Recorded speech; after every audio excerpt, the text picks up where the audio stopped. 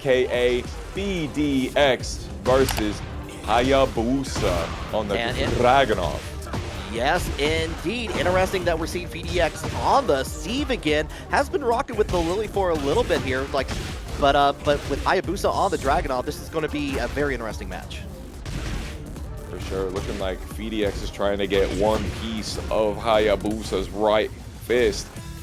Very conservative the play here. Beautiful duck under the Tundra slash, the back 4-3. Just in time for us to be telling you, thank you so much for that sub, Rod Shark. You're swimming with the best of them out here. Thank you for supporting TampaNeverSleeps. Yeah, thank you so very much indeed there with Prime on top of that. But we're going to cancel out, get the launch into the wall tornado. Sheesh. Yeah, the massage punches. I could use me one of those. Same. It's been a long weekend. Oh, bro. The Eddy. Going to get the hit on there. Yeah, already up two pretty quickly on that. And just going to go for it. Just feels it in their bones at that point. Sheesh. How could you not feel it in your bones? With the Steve Shoryuken waking up with a wall standing 2-2, though not going for the guarantee, choosing to go for the toe stomp instead into the extra. This is looking cheeky. Definitely, like if like looking at the stream on PhiDX side, they're definitely having a little fun with it. And they're like, you know, you're in the zone. It's like let me try something. Like your brain is starting to talk to you. It's like let me just do it. Let me pull out the buttons. Let me bring out the Shoryuken.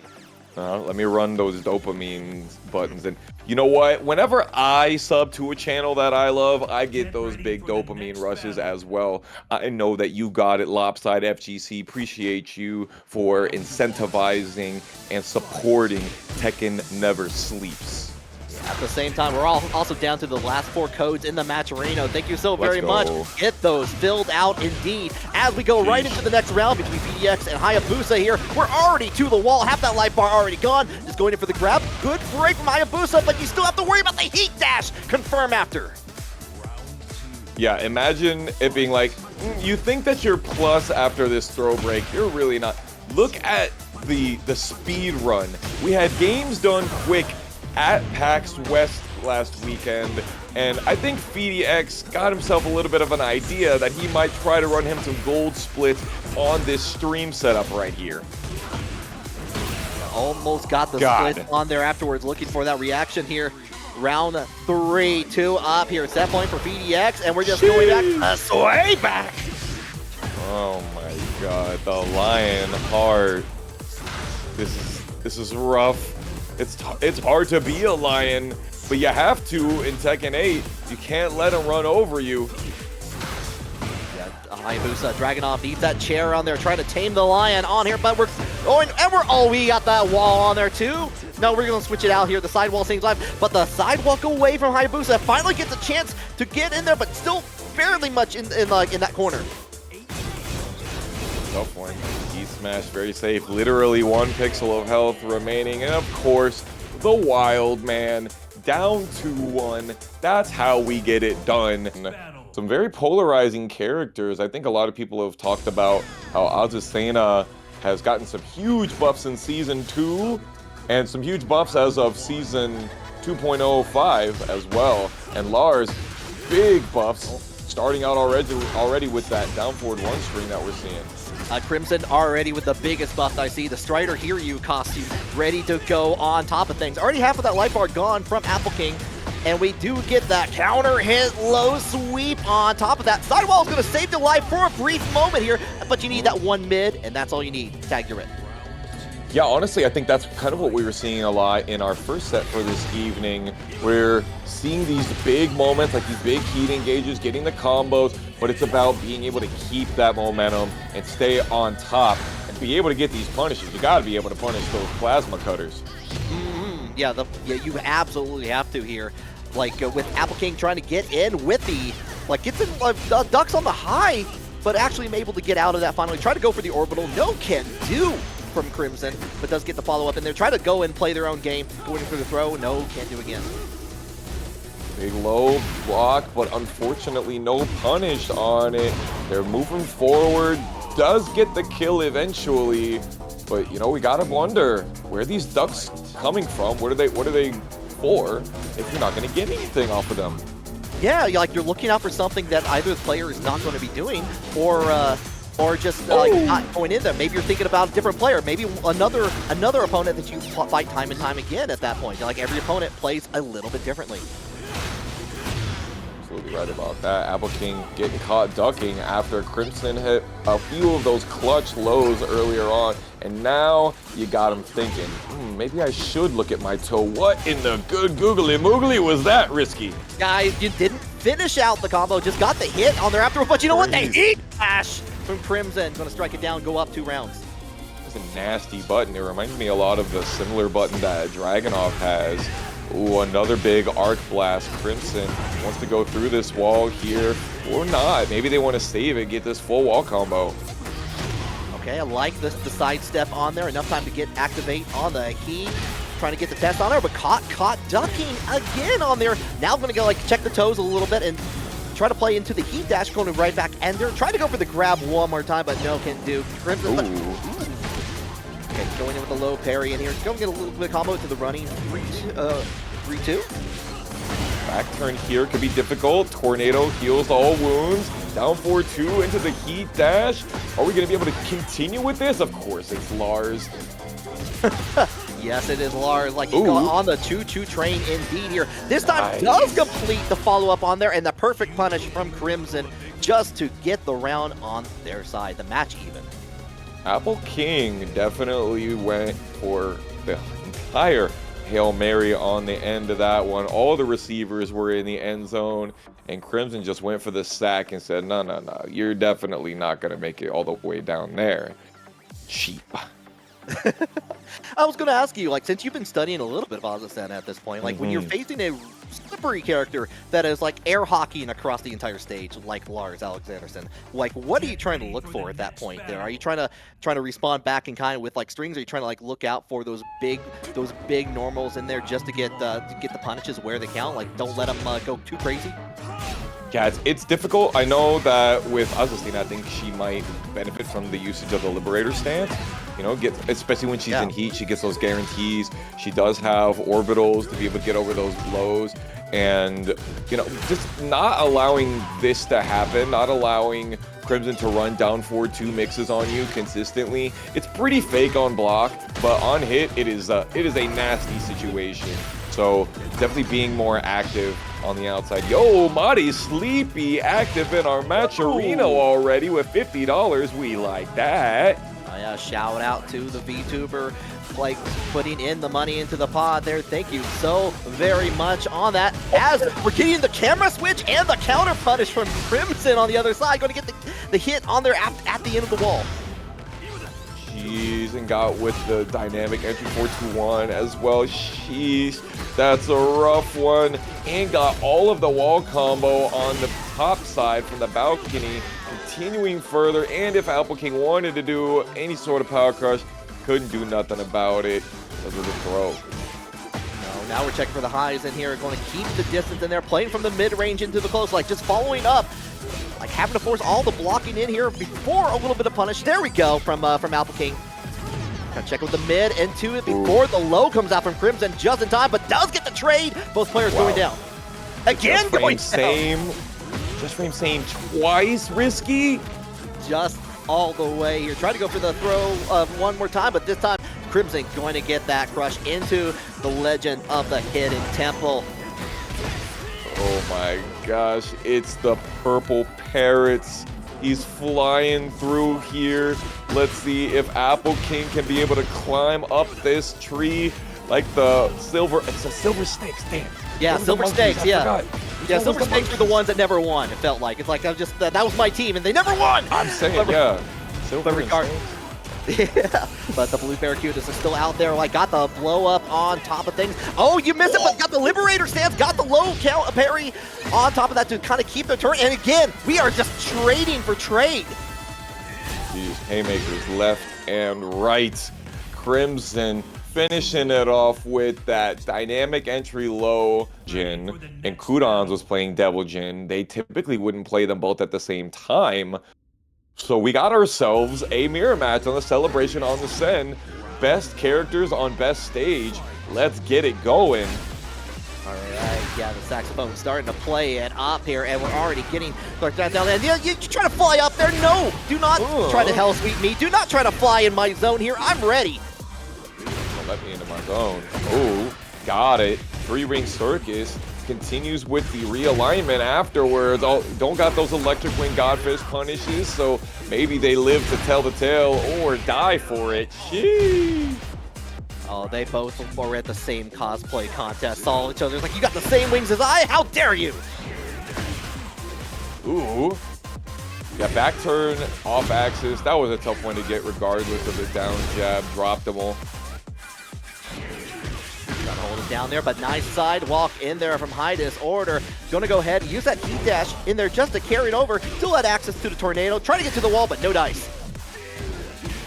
Shown too many times that you were gonna go for the hell sweep, but he wasn't believing in it. While spinning 4, gotta make them start looking at those toes. Gonna go ahead with the strike down in there, trying to go wait and find a wake up in there, but there's already tech going out of the way. Back into the wall you go, High Disorder. And notice the sidestep left duck there that was able to get Kaiyo. That one, big flash punch. Making the mids whiff risky. Yeah, flight zone activated in there. You gotta check the skies before you reach out for that jump kick. High Disorder going to get punished for that. It goes in for the hop, the spring kick. Going to get punished into it. Heat engager from Kaiyo. Couple of misinputs on the electric. These down back 2s are hitting for both of them right now. We're definitely not on layer 1. Last little bit of heat is used in the heat smash on top of things here. Going to get thrown away, but we're going to get the punish from High Disorder. Going to tie up the health at least. Not quite. With that new 14 frame wall standing 2 launcher, but unfortunately, yeah, the drop them will combo and try for another one of those down back 2s, and then the Samsara, the up 4, putting Kaiyo's corpse up and slamming it down to the floor. Yeah, making it off with the biggest angst-ridden heat rage art as you can on that. Going to go in 2 up against Kaiyo here. Trying to hold down, checking out with those electrics, and try to go in for the hell sweep, but no can do. Kaiyo was just ready. Sir, just missing these wall splats, super important. High Disorder is hitting these great sidestep blocks and kind of neutralizing these attacks that Kaiyo is going for, and doing so well with keeping the wall pressure. A little bit more touch, but just goes right into the heat smash. One to keep the plus frames. If you got the hit and the victory, so be it there. That is also a profit. Yeah, it was kind of crazy how they were able to do that hell sweep variation that is available in Heat with the stomp to give the immediate tornado. Not only did they obviously get the launch into the tornado, but it had this beautiful realignment. Took it like another 40-50 degrees off axis that gave them that good wall pressure. Yeah, you know, like been very a little bit more mobile, like realizing like I mean, that's one of the advantages when you do have a mirror character. Like, he's like, oh, they have all the same moves I do. They just how they play it a little bit differently here is how it matters there. The High Disorder was able to get a lot of like good sidesteps, sidewalks in there, get the punches as we go in here, tied up at the into the stratosphere, playing on that asteroid. These electric. I mean, that wasn't an electric, but he was going for the electric showmanship of these crouch dashes into the immediate while standing 2. High Disorder is definitely seeing. I can't believe the just frame. Same right there, Risky. Just the same on there. We trade at the same time. We're getting a lot of that lately. Another side a step away on there. High Disorder got the advantage on the wall. Going to keep those plus frames. Checks in with the low. One more time. Not going to fall for it this time around. Kaiyo going to get that punish. Uh-oh, unfortunately, dropping the wall standing 3 loop. We're not seeing launch punishes on these super launch punishable attacks, but, you know, that's the way that these Mishima players like to run it. Yo, the long-range tsunami kick. Yeah, just enough at the end there. Trying to hold it down. I like that. Like, Kaiyo was just going to keep it to the range. You're just waiting for the button to happen and got the whiff punish from that from that uppercut in there. Going to go all the way to the wall.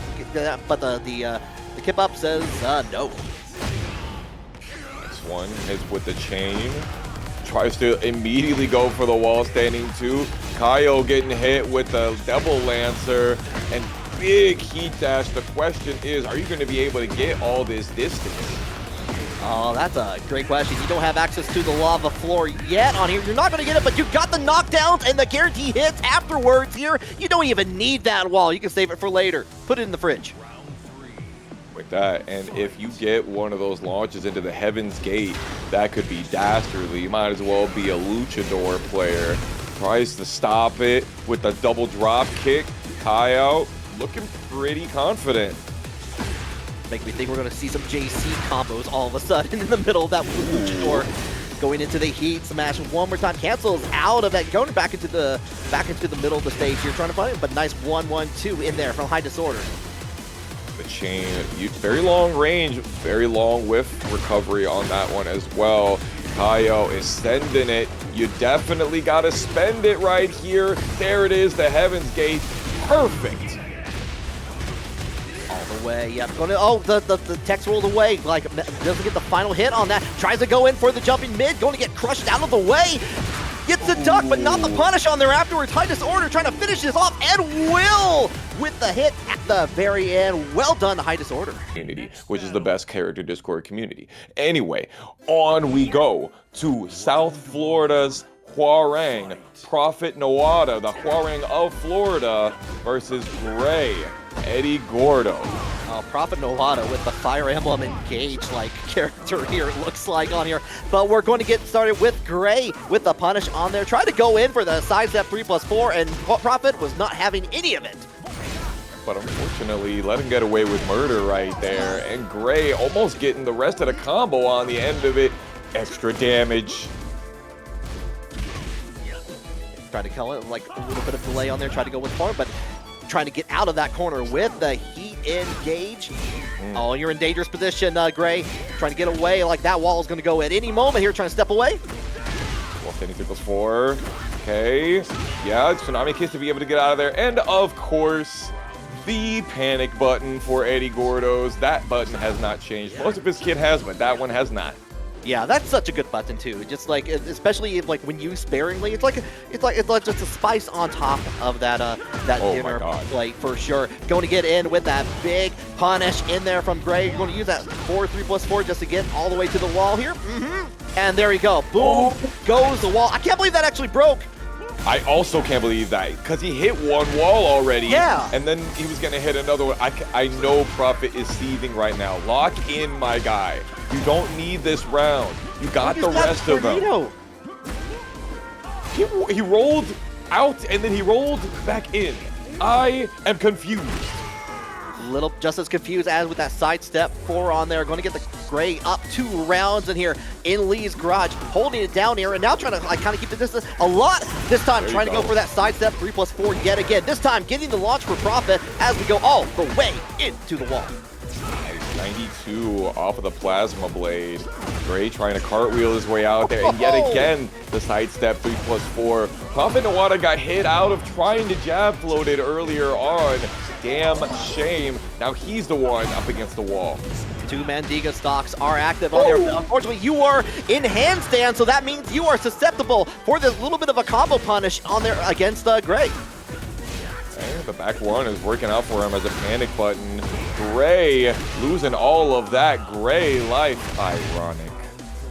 All right, already getting that switch back on here. Trying to get the step again. Getting the sidewalk on there afterwards. Enough time for Prophet to go ahead, activate that heat. Trying to get checked. And again, these sidestep 3+4s, Fox. Wow.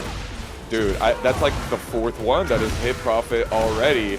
I know he's cooked right now. Oh my god.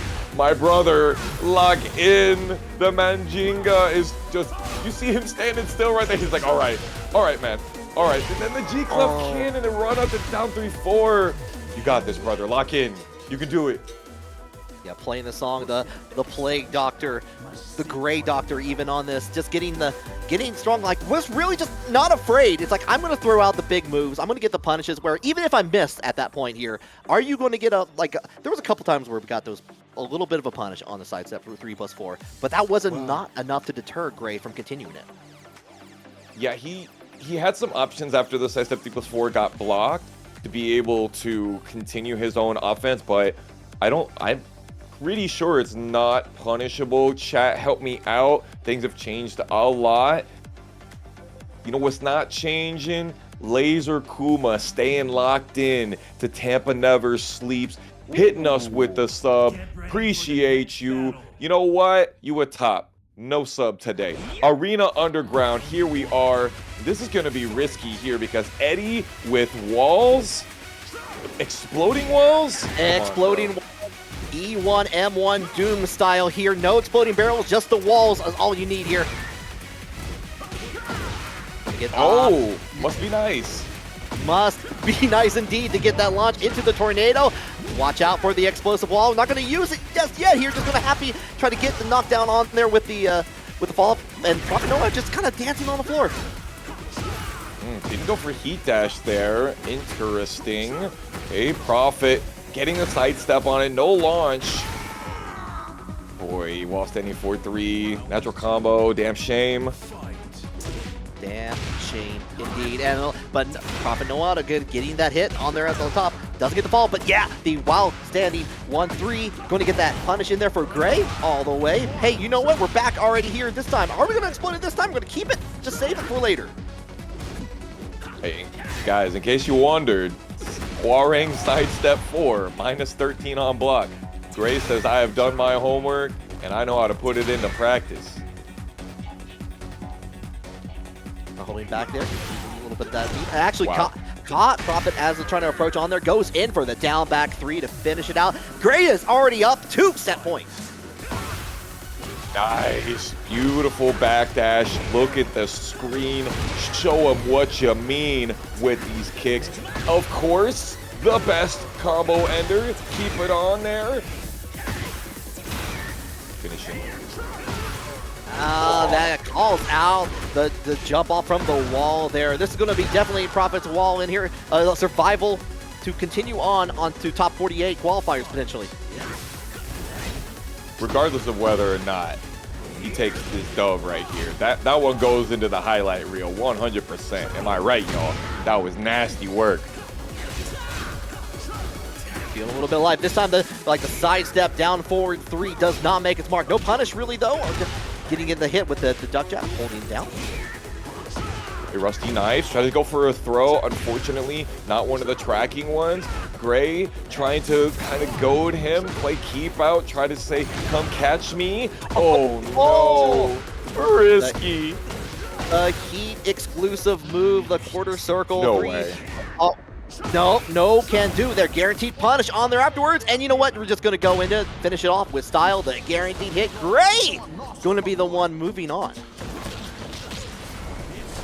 He knew he didn't have to run the whole cinematic, but Gray definitely wanted to show that he got that Manjinga magic. He puts it on once again, and I'm gonna say it for my boy, Buff Hwoarang, guys. Just got the video opened up here. We're gonna tell you who is in that top 48 after this match, though. We got Nick RM versus Ballsfury. Okay. On the Bryan, no surprise there on that. So we're already kind of getting started. We were just holding down the dock for days. Like, you want to do that hatchet kick? You just want to do it. Do it. Do it. You wanted so bad, yup, and he did. You know, you ducking made me really want to do that. He's like, I'm gonna pick rock. I'm gonna pick rock. No, you won't. Yes, I will. So yeah, this is already going in with the hop kick on top of things here. Going to get that tornado with the follow-up. Here comes the heat into the wall, but nothing for it. Enough time to get the dual blades out, dual boot. Beautiful sidestep right into the jet upper. Not quite landing. She's got some really good whiff recovery. Beautiful orbital heal. You barely see that move anymore, honestly. And I feel like every time I see it, it always hits. Yeah, they find the right proper moment to make it work. It's Magnifique. And actually going to steal that on there afterwards. Gets the counter hit to confirm and steal that round away. Ballsfury. The contra right there. Big counter hit. Beautiful comeback we saw. And Nick is on top of this, trying to stay in Ballsfury's face. That's quite a sentence right there on top of things here, but we're going to get the sidewalk in there. Hatchet, stop away the chainsaws, but you know what? I'm going to bring them back out here. I'm going to make sure you respect them. Great duck block from Ballsfury. We needed a little bit better of a execution for the punish, but Ballsfury running the Requiem. Nick got that armor. Beautiful sidestep right into the Rage Art. If it was anything else, probably dies, but the armor that starts up the Rage Art is true super armor. Killing it. Yeah, I've been seeing a lot of people like trying to utilize like the better sidestep, the side walking capabilities on there just to get like those final hits on there. Seeing more of that into the Rage Art, working well. Oh my good steel. Ballsfury of steel. Lord have mercy. Stainless steel damage on the man. Oh, that is definitely some Duke Nukem quotes almost happening right there. Hatchet kick. Gonna go and like get into heat back into the middle. The Conic getting stricken down with the perfect death at Ballsfury getting 3-0 the no round. I think it went under a jab, Risky. I think they did the snake dash, which is technically a true crouch dash, right under that jab. That is, that's a damn shame, as we call it out there. Damn shame indeed on there. Now I'm having a Duke Nukem soundboard stuck in my head like balls of steel. I know that it's a brain worm. It's one of those that if you were on the internet in the 2000s or early 2010s, you just absolutely cannot forget. Get ready for the next battle. We're dating ourselves, Risky. Absolutely, always am out here. But regardless, change of costume. Maybe you know what, like that outfit wasn't working out here. We're on the stand. We got to celebrate, experience that French culture, and we're going to get that low parry against Ballsfury to start things out very nicely.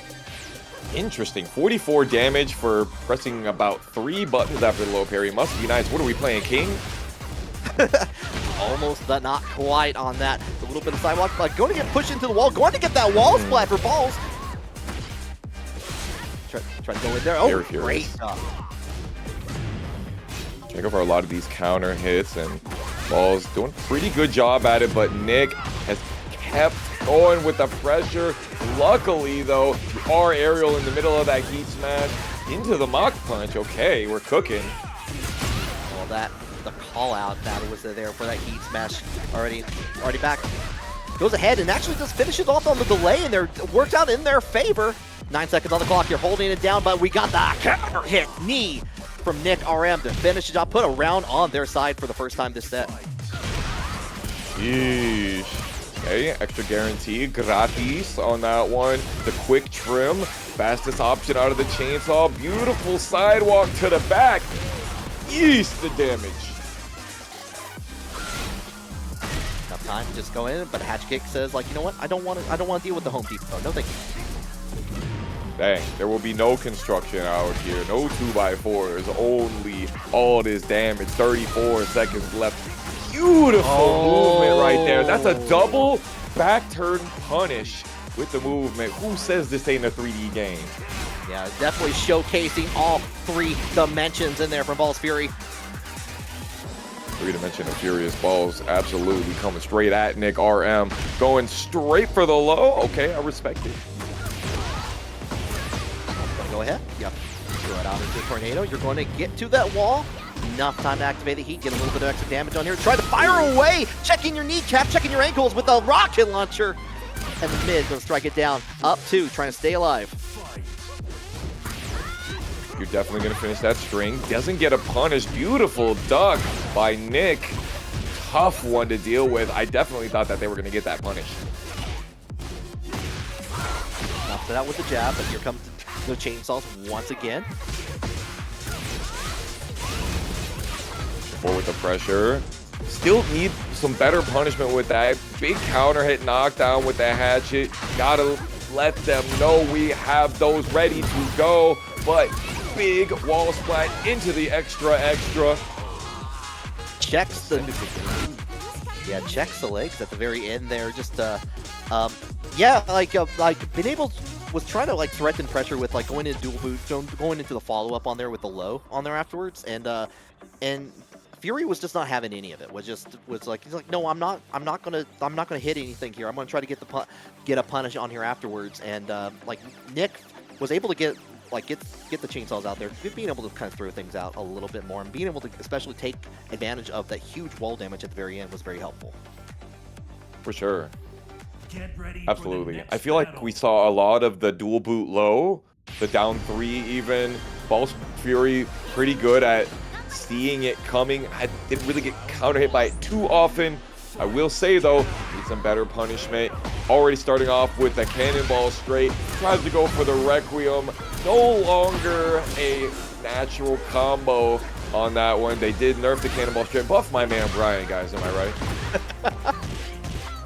Like just been a terror on the high seas, still one on there, but like not right now. Nick RM on a tear, taking over this Coliseum, holding down, but the sidewalk in there.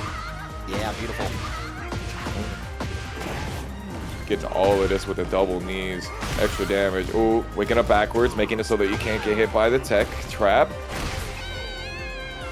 Check with the low one more time on there. Going to round 2. With the up 4-2. Chainsaws, hello world. Now keeping those plus frames going. Oh, and this time the low makes its mark. This time actually succeeding, goes into the guaranteed damage at the very end. Harpy Disabler, a lot of good stuff, and then just sent the down 2-3 to finish it off. Perfection. And also looking like back into like the final 2 rounds for both players to try to get into that top 48 here. Already like rolling away, getting away from the from Nick RM altogether. But here comes the power crush. Right back at it. Lots of these down 4-2s and the back sway mixes. Seen quite a few of those. All natural on counter hit with that down forward 1 into chainsaw string. Sheesh. It didn't need a lot of damage, but with just enough in there just to make its mark here. Big counter hit opportunity for Fury to turn things around here. Going to have to go a long way to try to get to that wall, but we're trying to make it as far as we can. Big spike. Can Ballsfury keep it going? Ooh, yeah, one of the few characters that can actually sidestep right that string, and it is easier when they do the delay, which Ballsfury did do. Yeah, good recognition from Nick RM on there. Trying to secure their place on there. It's caught in there. Took a lot of damage from the great health, and actually that cost them at the very end there. Like the trade afterwards was just enough to get into set point for both players. Went for the immortal payback, if I'm not mistaken. Even more damage on that mock breaker. Going for these power crushes, and the chainsaws are out, and they ain't going nowhere, Risky. Nowhere indeed. The sidestep right there from Fury, trying to like finally making them go away. But you know what? Nick RM wants that turn. Going to activate it, but we are taking the full 180 into the snake edge on there afterwards from Fury. Going to take full control of this match so far. I have questions right now. The Neo Incinerator. Oh, finally the hatchet kick doesn't connect. Risky, is this gonna finish it? Oh, do you want to, like, are you on it? Yeah, you're going to have to go into that rage art in here. I think this is going to be it, but you know what? We don't say no until the credits roll. You're right about that. Okay, worst head of your life right here in the solar plexus, right into Balls of Fury. That was an insane back and forther right there. Ooh, but next up we got some big body action. Tapp versus Fisherboat. Fisherboat, no stranger to the highlight reels. He knows how to get in there and get down and dirty with the sauce.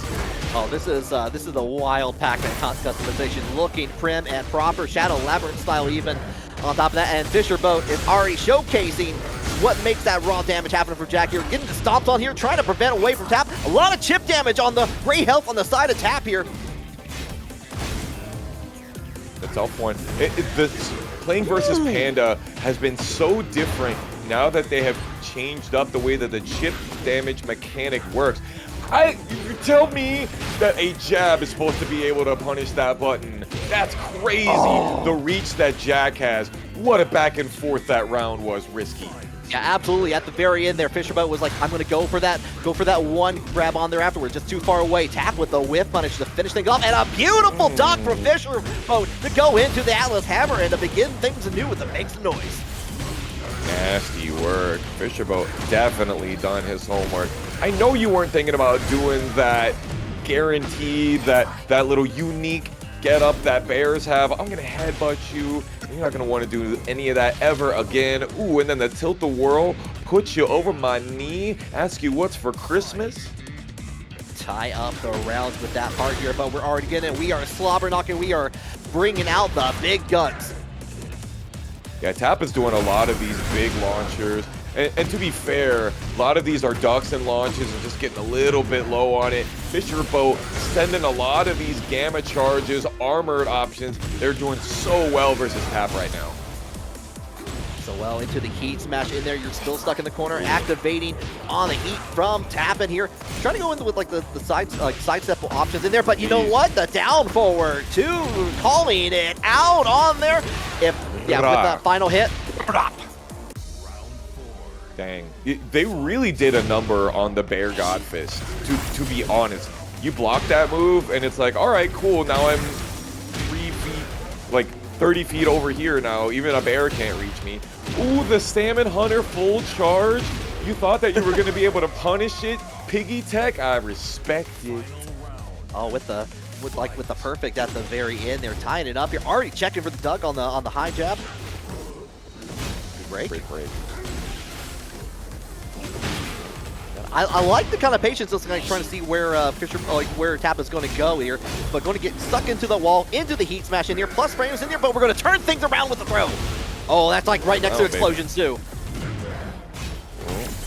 The plasma barrier barely whipping. You can still block this if you got those, but unfortunately Tapp, only thing they got, blood, internal bleeding.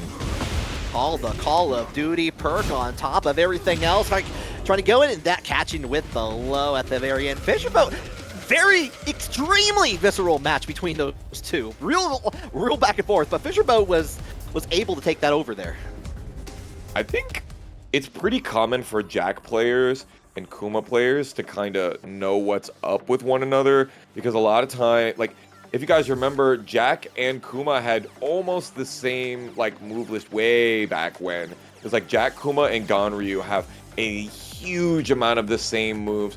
Now, as of Tekken 8, that has very much changed quite a bit, but a lot of them still have those big full crouch strings and whatnot, and so a lot of it is still very much in the same wheelhouse, and of course, they're both big bodies. Big bodies, and we're going to continue it, and we're switching over from the Kuma to the Panda for Tapp here. And you know what? So far, not being able to get anything started with it. We're already breaking some of that balsa wood with Fisherboat, getting the wall splat. Is this Joe Budden Panda? MF Panda, perhaps, here? Talking some food or on top of that here. Take me to your leader. No, sir. You walked into, you knew that was gonna happen, brother. Yeah. Don't sit here and say that you didn't think that he was gonna go for that unique bear getup right there. Yeah, you always get one. You always get one. You have to, like, it's on timer. It's like speed. You have to do it at least once or the bomb explodes. Big counter hit, swipe. Ooh, okay, can we get over to this wall? Maximum damage if you do, but unfortunately too far away. The wall jump. Hello. Yeah, we're also going to get that wall on a little bit of a side angle here, so you're not going to get the full damage in here, but you're able to get like a push and right back into it. Hold it down, yeah. This is a portion of the genre that I did not expect to see. Big giant robot on top of a panda. This is not how we make this endangered species live any longer. Hello! Oh. No way. Did we hit it? Oh, we got it! Got him. Get the lead on top of that here. I think you still got one. No, I'm a liar. That's a KO. Yes, sir. The bamboo flowering blossom. Shades of Ling Xiaoyu right there. Check out that shoulder tackle here. Wake up into the lows here. Hold it down. The full power on that. Did not know that we can crouch throw the unique bear get up if you block it. Today I learned, absolutely. Fisherboat could have gotten a little bit more extra out of that, but these throws are putting in that work. Trying to turn things around little by little here. A little bit of gray health on the side of Tapp here. Going to get that wall on top of that. Yeah. Nice. Yeah, like I think that was meant to be like running 1+2, but still Demon Breath works just fine. Go ahead, try and fight back. I have armor and plenty of life to live with it. I'm amazed that like they found like you can actually like fit the mask on for Panda to fit the face there. That's wow. Yeah, I think when Tekken 8 started out, we were kind of like, hey man, we're kind of fiending for some customization options, especially for the bears. And now I think with all the battle passes that we've had, I think we're finally getting into those places where it feels really fluid with customization creation. Yeah, we're seeing a whole lot of like all the, especially with just like the free items and everything too, like not having to spend anything to make some really fascinating Trizzy the Rapper with still the most terrifying costume game indeed on there. Go, absolutely. You gotta stick with the same custom that you win on. Some pandemonium here. Rawr. Indeed, going to go ahead, get the spin around. But the tech roll, get out of the way. You're still stuck on the wall here, having to hold this down with the plus frames. As long as you have heat on the side of Tapp, it's gone now. Yeah, they basically went in for all of their plus frames that they had the ability to, spent all of it, tried to go for heat afterwards or power crush, and you know, Fisherboat saw it coming a mile away. Oh, just again, calls it out and knew they had enough life to make that trade happen there. Going to take the round. Tapp now in the lead. Tapped in, absolutely, inside Fisherboat's head. And it's all the life lead that they've been having these past couple.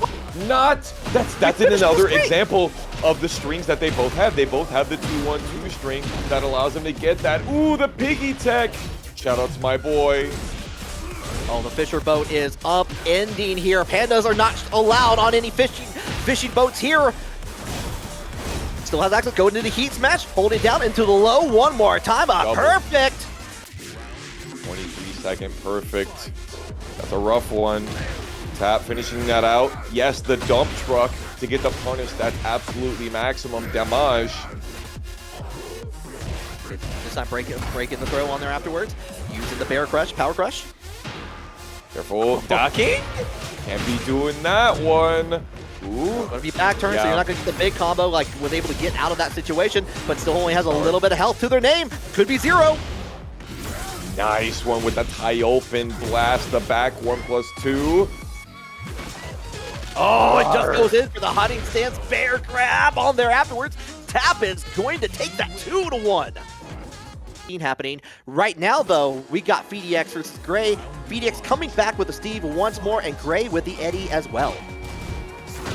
Yeah, this is going to be a banger right here. Top 48 winners. They need this one and then one more to be able to qualify for winner's side. Gray already hitting it with a 4-4. Beautiful handstand evasion. He toe kicks there? That's crazy. Toe kicked and got the heat smash on top of that. The area going to try to chest it out. We saw that a lot in the first match with Gray on there. The side step 3+4 going in for that low, finishes out to get the second Mandinga stock. Yo, wouldn't it be nasty if he kept the Mandinga stacks from round to round like Lydia? Oh, that would be terrifying at that point here. Yeah. Being able, like, already gets one as soon as they go into heat. So, you know, they're like round 2 guaranteed second heat stock on there. That would be terrifying. Yeah, that would be insane. Big wall standing 2 punish on the QTF2 from PhiDX. You are not going to get any of those cheeky lows against me. And that's one of the things that Steve struggles with. Kind of like Asuka players. You got to run up and do this big risky low. Power lows are not necessarily on the top of Steve's strengths lists. Yeah, you're really gonna have to kind of keep up close and personal here, holding it, like getting it hold it down. Still has access to a little bit of that heat in there. Doesn't finish the 5 Fox in there. 5 Fox Fury, oh yeah, I'm gonna finish off this G-Clef cannon. I don't have a lot of life left. Getting hit with a back turn into the Steve Shoryuken. Absolute beauty on that. Just was like calling that out at the very end to take it and tie up the rounds. Big mix after the lost any 3+4, and it's those sidestep 3+4s. They're coming back again, Risky. They're coming back up with following up with the up 4, 3+4 on top of that in there. Enough time to get that Mendiga stock. Already up at 2, already 20 seconds in. Tries to go for the follow-up, using a little bit of the, like, from relax just to kind of get away, but no can do. Quick action we have going on here. Staying very active with going left and right. And PhiDX is doing so good with movement, but unfortunately, Eddy, so slippery, he can be so difficult to punish even on his whiffs. Yeah, PhiDX is absolutely one of my favorites to watch, like in terms of movement and trying to keep away, especially when they've been on the Lili. But bro, Steve here already got like down 2 rounds. You're trying to get away from a lot of these huge punches that Gray's been bringing out to round after round. Yeah, back in Tekken 7, he was known as the backdasher for North America. You know what I mean? He didn't even play Kunimitsu like that, but he was known as the dude that just had that cleanest backdash. And Gray's taking advantage of it, getting these big lows. It's so difficult to get on top of him, but finally he got a big block and punish. Yep. Strong effect on here after you're in Yakushima, so you're not going to get to see that wall anytime soon here. Doesn't get the follow-up on the heat activation, but does get the block of sidestep 3+4. Nothing really for it. Not going to see wall here probably, but Gray is still doing a really good job of staying extremely evasive. What can you do? Gonna keep on the ground here, try and check out with that wake up 4. 3 seconds. It's not going to happen. You're not going to hit the low on me. I got 10% more life than you.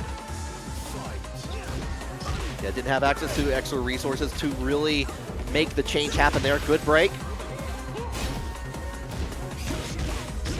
PhiDX fighting for his life is right. Let's not forget, we're talking about Gray here. A one-time second placer in TNS. I think PhiDX has not made himself a 3rd place finish just yet here in Tekken 8.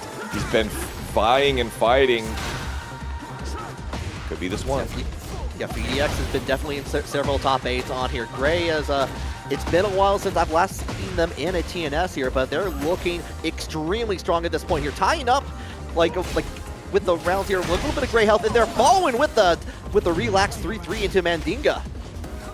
Pretty sharp here. Sheesh. Took all of that. One extra backdash. Can you believe it? It wasn't a counter. Excuse me, it wasn't a punish. It was a counter, which means that Phi saw that low whiffed and was like, damn, I bet I can still catch him with another button. Yeah. And then got bopped in the middle of it. Yeah, we were talking about PhiDX's backdash on there, but Gray showcasing that, finding the right opportune time just to get and realize it's like, oh, that's probably what's going to happen. Going to get that hit at the end there. Go up 1 on PhiDX here at the beginning of top 48 winners. I think we've always known that Eddy Gordo has had one of the best backdashes in the game, and you sharing some locals with Spiro Jin historically, you definitely know what it's like to look at that. Yeah, shout out to Token Throwdown with the Trunky versus Spiro Jin finals happening nearly every month here in Knoxville for sure. Here goes. Okay, try to go in for that quarter circle 3+4. Trade on there. It is close to the wall here, but still maintaining control. Large, going to work on a perfect here, but doesn't get the block. No punish. No real punish, rather. Unfortunate. Yeah, he just got down forward 2 instead of full crouch down forward 2 right there. It's maybe an issue of not having the right blocks. That damn shame for Gray. Excuse me, for PhiDX. Down here about again. I feel like I'm a broken record at this point, but Gray's percentage, if you look on the back of the baseball, the Tekken baseball card of Gray, like I feel like the majority of these launches are in their favor, in the positive.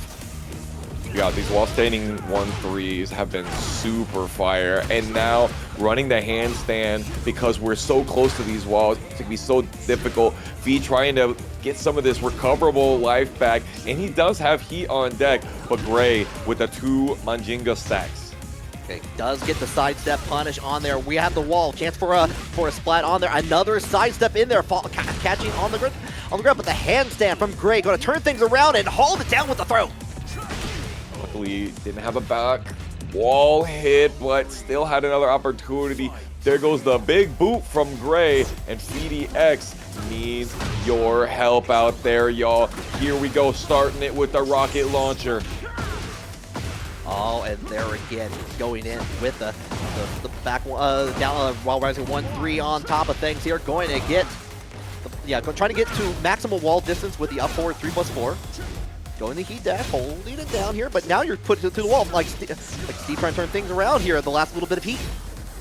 Doing highs against Gray right now is like so scary, and he's just a character that's built with so many good highs, and so it's like a risk not to do them. Gets a guaranteed follow-up on there. That when you got one Mandinga stock, you got access to that 3+4. Does hit the sidestep 3+4, but nothing really forward. Tries to go into the relaxed 1+2 option on there afterwards. 7 seconds. All you need is one little touch, and Gray takes that with a no round to go 2-0. EWT finals, I would have the homies come over and we would have fantasy Tekken. You get points for perfects, you lose points for getting perfected, throws not broken, you lose points, things like that. It was super fun.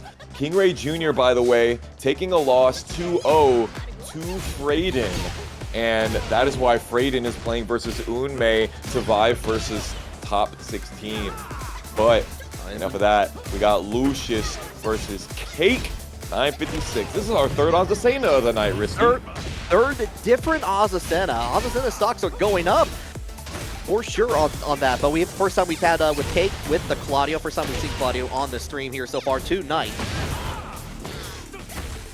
Sheesh. Talk about Cake getting a big old piece of it. Back 3. Doesn't want to risk the rest of the combo. Maybe a little bit off on that after the Starburst Shoryuken. But does get Starburst after the Rage Art. Must be nice. Yeah, sidesteps away from the spring of the get up from Lucius in there and gets the punish on there at the wall. Cake going to take that first one, and immediate heat engage into the Shoryuken here. No fear. Big ground slash Nova there. Sheesh, that's a lot of damage. And Lucius already with some trouble. The wall to their back, and of course the 2-1-2 3 times in a row in the same combo. Why not? Yeah, stays down, unfortunately gets up the wrong way, and Cake 956 is going to get the full punish to finish that out 2 rounds in. Cake 956 damage. Caked up damage. A lot of cake. On a Tuesday. It's not. It's an unhealthy amount of cake, in my opinion. It goes into the heat dash on there afterwards here. Heat burst, yup. Gotta keep that wall pressure. Cake only did the first hit of the down back 4. Very interesting. And has been using that ground slash Nova a lot. The upward one. Yeah, we're gonna go win with the axe kick at the end there, Cake. I mean, you know, you still have to worry about this this Claudio champion, you know. Let's not forget, we are talking the character of the characters in Tekken 7 that we used to say played Tekken 8. We called Marduk, Kunimitsu, Zafina. Akuma doesn't play Tekken 8; he plays Street Fighter. And Claudio played Tekken 8. Those characters were in a league of their own by the end of Tekken 7. And Claudio still has that same amazing toolkit. Yeah, still has all of it in case, and it feels like it's just been enhanced with the addition of the additional Starburst moves in there, especially being able to go freely into that after heat activation from there too. Geese and Noctis, I think later on in Tekken 7 we thought that Noctis was super duper good.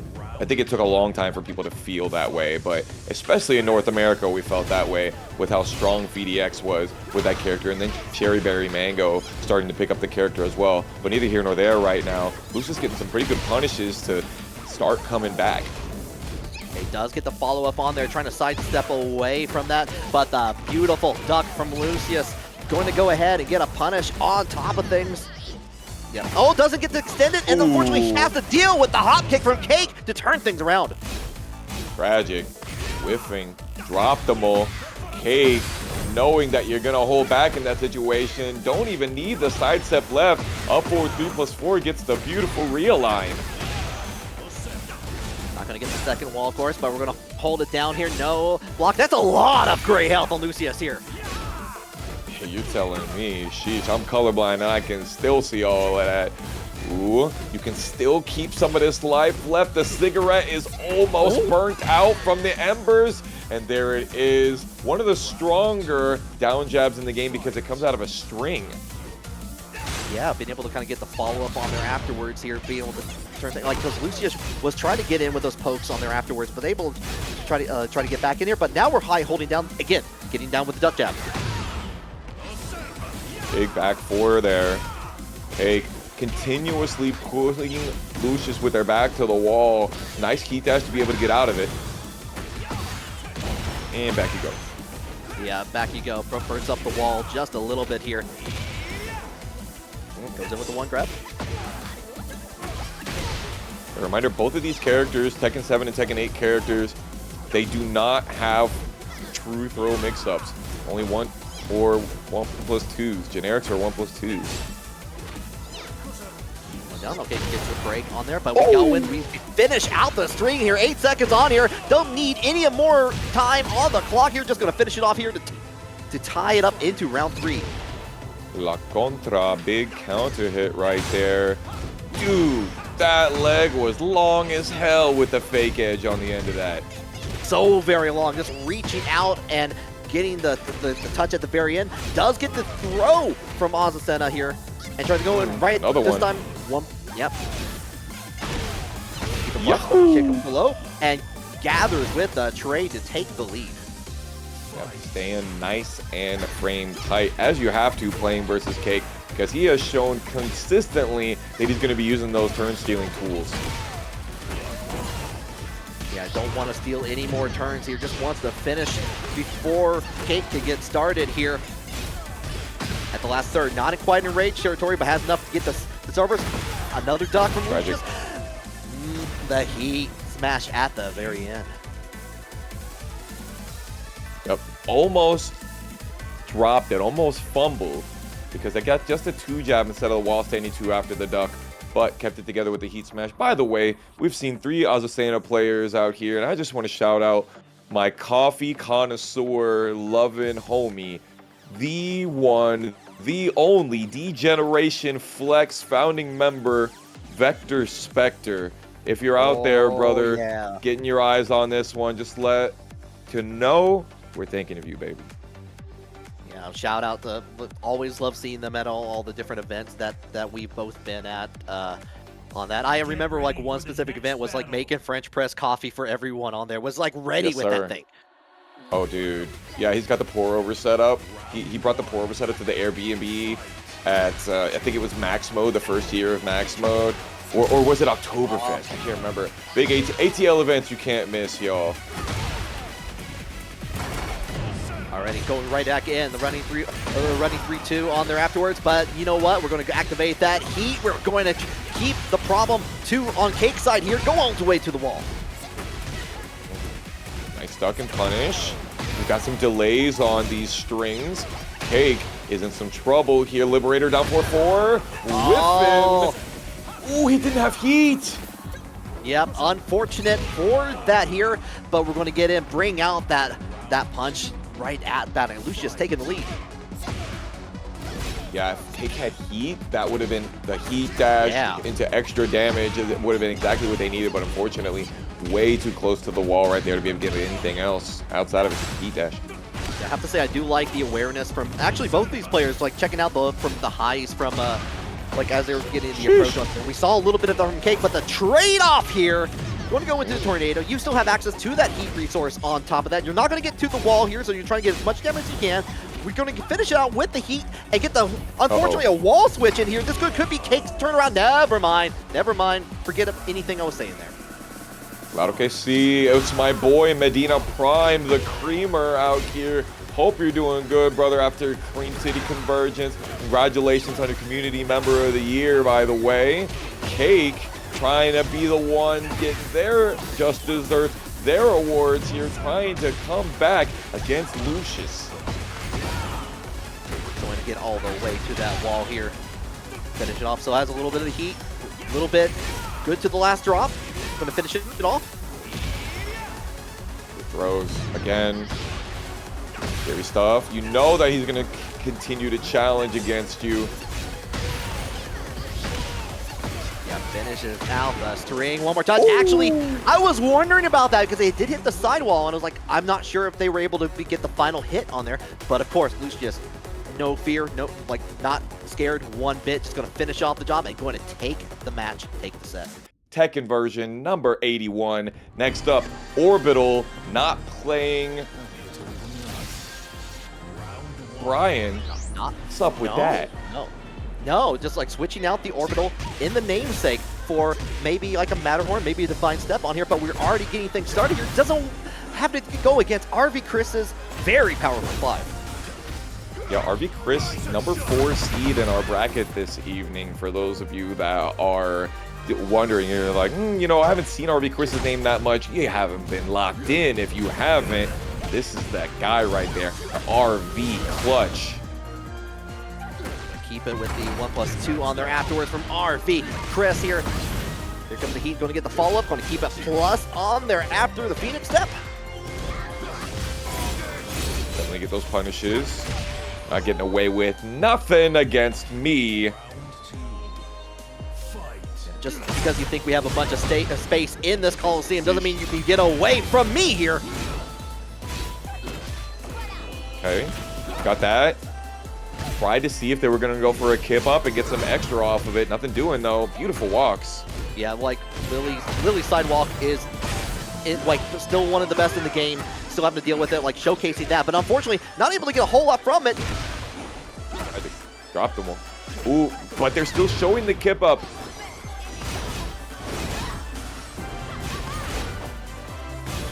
Into Spicy Rabbit on the 4 option. Finish out, gets caught back to her full punish in there, try to turn around and got punished again. 2 up for Cris. So interesting what buttons will force you to turn back around and what won't sometimes. Little stutter step right there. RV Cris taking advantage of the hesitation with the guard break. RV Cris not falling for any of these setups in here. The back turn setup from Lili, from Orbital here. This time going to get the heat dash on top of that from the 1-2. Try to finish it off with the back 1+2, but no can do. Trying to be a little bit fancy with it. Yeah, very interesting. I kind of expected RV Cris to go for the full wall carry right there. And when is he done pressing buttons? My God. No, he got everything. He's got a cloak, he's got a sword, he's got fire, he's got a wolf companion. You know, the Clive's got it all. He does. He's got the range of the gods. I would like to figure out which character has the longest range single button. I think it might be Hwoarang now with that really long range power teep kick that he has. But between that and RV Chris's or the Clive, the long up forward 2, that long range button, I think there's definitely conversation to be had. Or running 2 even, when he throws the sword all the way out there. What do y'all think, chat? Yeah, that button's really long. You have to buy extra potion stamps to reach out that far. Jeez. You're gonna need some extra potions when you're gonna get hit by it as well. Ooh, thought maybe he got himself to all of it. He's so good at hit confirming everything. Check doesn't finish off the string here. This time whiffs on the back on the back attack there. Going to Orbital, going to get a little bit of punish. But keeping with this lead, unfortunately put their back to the wall here. In danger, but we're just gonna go ahead, go into that heat smash. Is that enough? No, not quite. Yo, going for the death marionette right there. Huge down back four, counter hit. Damn if you do, damn if you don't. Is that really the name of that move, Death Marionette? Because that is awesome. I want to see that man live. Actually, Death Marionette is the name of a similar move from Alisa, so I cheated there a little bit. Ah, okay. It's still cool. Still metal. Yeah. Big down forward two here from RB Cris. Gonna get over to the balcony break. A little bit of help for Torgal, but not going to get the balcony break at all. Just a little bit unfortunate on the side transfer there. Here comes the heat though. Catch it out with the duck jab. Able to catch on the side step on there from Orbital. Another heat smash from Orbital though. Okay, and they do have Rage ready to go. Should they choose to go for it? RB Cris is sitting pretty with this life lead. Gonna have to finish it up pretty quick though. Gonna have to look for big damage here. Tried to call out the string, but you know what? RB Cris finishes it out. Does get the guaranteed hit. Torgal helping out, getting 2 rounds set point. Very risky. Very. Okay. Back to 1-1. Got pressure coming in. How dare you try and take your turn back away from me? What did I tell you? The amount of time that you have to hit him from that button risky. It's crazy. Oh yeah. Yeah, you can literally order in a whole appetizer on that button. Like you can wait for it, eat the appetizer, finish out the combo. This ain't even a Jimmy John's right here. This is straight up firehouse subs. You could wait a million years and still get those meatballs. Sheesh. Yeah, check out the heat smash is 3 for 3. Yeah, working out in the favor. We haven't seen a whole lot from that in the first match here. A little bit more comfortable here. Finally getting around on there, but duck into the wall. Standing 2. Going to go ahead and get that push out into there. Going to get a little bit of extra damage. Voila. Voila. Those Platinum Graces are finding their places. Definitely keep that heat dash going. Don't let him do any of that parry stuff. Caught Got ducking. the defense. Show that. Yep. Sheesh. Still dealing with plus frames, dealing with all that, but the matter. Beautiful. And has the combo too, just to make sure they can optimize it. Yeah. Like that. Voila. I know Minty's popping off right now. Okay, they knew that the low was coming from the back turn. 3+4, yeah, goes in with the low option for a Phoenix step. Oh, a crouch.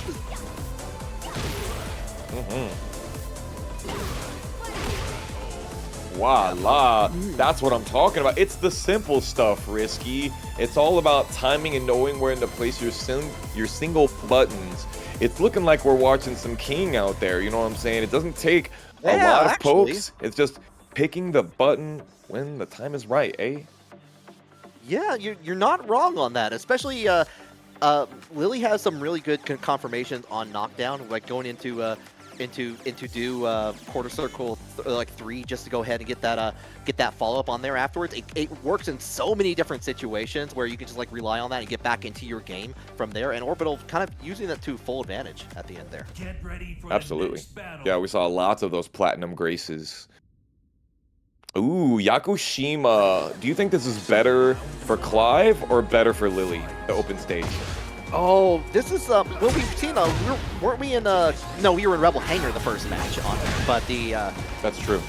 But like yeah, like with this, both characters can have a pretty decent like a wall carry on that. But RB Cris is being able to kind of keep up your game to a minimum here. We're already seeing it there. Already as I'm speaking right there, Orbital is in rage here. A punish on the 3-2. Orbital down 1 round. RB Cris go up. Yeah, that was a tough one. Now that you mention it, our first game of this set was on Coliseum. Oh, that's right. Yeah, my bad. Yeah, thank you. Yeah, no, absolutely. You reminded me with telling me about Rebel Hangar. Now Orbital doing a pretty good job of staying on top of RB Cris and doing beautiful work with the sidewalk into block. Are we gonna see the wall for the first time tonight? We're not getting quite there. We're gonna get the push away. Not if RB Cris can help it here. Gets the break on that. Back in the Phoenix step you go. The sidestep 2-1. It's crazy how much you can hit him from that button. I know I've said it before, but I really cannot get over it. And the fact that it has that great heat dash. There's the wall, not versus who we thought it was gonna be though. No, hello wall and hello round. Another one up for RB Cris. RB Cris is trying to finish this out here, but Orbital did a really good job of turning things around in that last match. We've really been showing a lot of the sidewalk left here, and so far RB Cris is not super duper calling it out, and so Orbital getting away with it. We will see if that keeps happening like that, but great launch right here. Oh yeah, and you're still going. Yeah, that was a reset on top of that there. Just, yes, it was. A lot of damage for it. Try to check it, keep a plus. Doesn't finish up, but this time tries to go too many times for the low. RB Cris going to get the parry. Can he bring it back though? Oh, the sidestep on the feisty rabbit 4. Look at all the recoverable life that RB Cris built back. Backdash down forward 2. Stick him to the wall like glue. There's no way this Rage Art kills, but it gets pretty damn close, Risky. And you're in a great position at that point here, like where you weren't sure before. You got the kind of check out there. You check out with the mids, go for the low on there afterwards here. Actually, no, we're going right back into the little neutral. Never mind on that. My bad. But yeah, it doesn't matter. It's really interesting to see the distance come from the Rage Art, and he just came right back up into Orbital's face, put him in his place. No more Platinum Grace. I believe it happens in late November, and then December is kind of like that. We're waiting until January when TWT Finals is. We've got definitely 3 more NA finals or challenger events. One first attack in Puerto Rico. We have one in, I believe it's Toronto with Electric Clash. And then we have, of course, Thunderstruck, as we mentioned earlier. And we are real deep in our bracket right now. Top 16, top 8 qualifiers happening right here, right now. And I would like to point out that we are seeing Shadow20Z appear on the stream for the first time, but not with the characters we expected. I've seen the Devil Jin versus Gray's Eddy. Shadow20Z, the Liquid Legend, is always ready. Ooh, he could have gotten a wall standing 2 for that, but maybe it was too far away. Trying to go ahead and get that follow-up on there. Get the push away with the laser.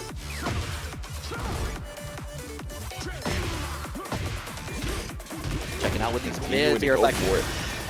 Yo! He was ready for that convert. Ready for it, but 3 seconds left on here. Trying to finish it off here. Nothing is going to matter after that. Yep. Try as you might. Shadow's got that round.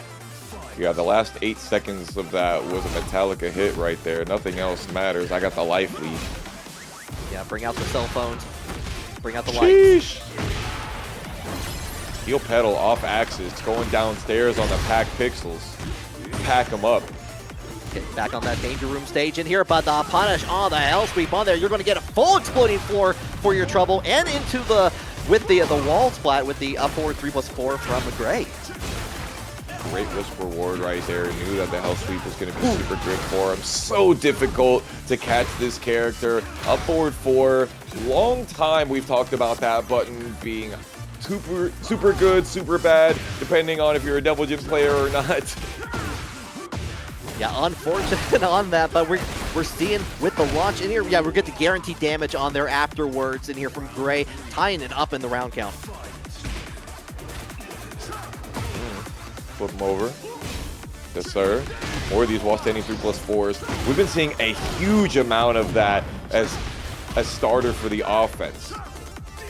Yeah, we have indeed on that. Really, we're trying to keep away. We're not wanting to deal with Shadow's Devil Jin at all.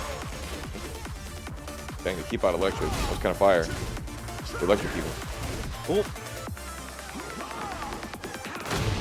But Tapp going in for the mid, heating gager on that. This time the hell sweep on the follow-up does connect on here. Trying to keep you guessing into it with the follow-up. Great option actually, because you're going to get knocked off axis. You want to try to get that maximum amount of damage. No, not the rodeo. Taking the maximum damage from the command throw there. Yup. And that one hit the unblockable, but just didn't do anywhere near the amount of damage that Shadow needed. And Gray up in the set already. Up instead and trying to check you out with a relaxed stance setup on here. Going into heat like handstand and going to get punished out of it. Punished Gray. Shadow lucky he didn't get wall splat there, but maybe he wished he would have because now he just ate a different one. Yeah, the fact that you're like going in from handstand throw is like you get the free wall splat. It makes it just a terrifying tool when you're dealing against Eddy. Nice one. Definitely what he needed right here. And doesn't have the ability to break the floor again in this corner, but might not even need it. I know you didn't finish that. Oh, tried to go for it again though, like was going too close to the sun. Here, going to get the follow-up with a heat dash on there, but doesn't get the finish. And going to get the punish from Gray. He lost any 4-4. If he just did one of them, he would have finished it right there. Shadow 20Z. It's always shadow time, baby. Yeah, activating that meter as we stand the great block on the forward 3 on there. Almost got hit with the electric. Just kind of back away, but the side step 3+4. Gray activating the wall. The floor is not lava. It's packed lava, like whatever you call it. Does damage. Pixels, the blocks are exploding. It's like Tetris attack out here. Oh, turn love your that face game. blue and black. Careful. He really wanted that white mountain throw, the 2 throw, to be able to break that floor. Check it out into relax. Finishes out the 3-3 string off of relax in here. Again, going to get far away. We wait for the day. Sheesh. Huge heat engager. Huge life swing. Gotta really be careful about that, especially with the fly. But we got the immediate hell sweep in there from Shadow 20Z to take that away from Gray and still take the lead. You know, sometimes you might call devils, demons, archangels. We got Miss Archangel out here with the raid. Appreciate you for popping in here just in time for our top 8 qualifier. And Zachurism coming out here with that absolute superiority that is. 16 months, we like that. Thank you so much for supporting Tekken Never Sleeps. Risky question for you right here. Answer. What was it that gave Shadow the ability to come back? Honestly, like a lot of the timing on there, Gray was just going. I said it before, I'm saying it again, like was going a little bit too close to the sun, was feeling really good about some of those handstand and relax options that were getting like a lot of the damage that was working out. Shadow 20Z was able to take full effect of that, was actually able to, with like some evasive maneuvers on like kind of the fly up, was able to get away from the low options that Gray was trying to throw out. Absolutely. Yeah, it's been something that he has been using throughout, not just tonight, but in other nights. He loves to use those moves that will kind of like make him go for those drop kicks and make him land on the floor, just like that right there. Yeah. He loves being able to do that out like in range 3 and make you come at him like that. Yeah, you gotta have a little bit of like, you gotta like have that little bit of lack of fear when you're playing Eddy, especially get those like big launches like the sidestep 3+4 that Gray's been going time and time again, but sometimes it does backfire in your favor. You know, Gray's been going in for that wall jump option, and it's not really been working out in all the sets that we've seen them on the stream so far. No, not quite yet, but that doesn't mean that you stop doing it. He hasn't gotten killed for it yet. There it is. This time you are, yeah. Getting punished on the punish on the forward 4-3. Great block from Shadow 20Z to finish it up 1. That move called Terremoto in the move list, also known as Earthquake, for those of you Spanish speakers and Portuguese speakers. It goes in for the wall splat option afterwards on that. Yep, guaranteed tornado. Yeesh. And then the flip over on the end of it as well. Shadow going with the down forward 2. Gray's got this man on the wall, but this is defense we're talking about here. I was going to say, like, was chipping away slowly but surely, only needed a couple hits to make that happen. Gray, sure enough, got the confirm that mattered the most. 29-second perfect. You had Shadow 20Z holding back for 29 seconds, bro. Got him all the way. Trying to check it out here. Cancel out the handstand into relax. Gets the 1+2 option on there, and you are continuing the tirade that you had in the last round. Beautiful walk. Nice. And got the perfect wall splat. Really hard to get on this stage. down. Oh, try to go and look like, was that the beginning of the heat smash I saw from Gray at the ring that got punished, or? I'm not sure, honestly. There were a lot of effects happening on the screen at the same time. A lot of red. But I do know Shadow 20Z set that one up. Hook, line, and stinker on that one. Okay, set point for sure on this. Getting the follow-up, cancel out a relax stance, tried to go in for the throw. No dice on it. Shadow's not falling for it. So much of these while standing 3+4s, Gray has been setting up.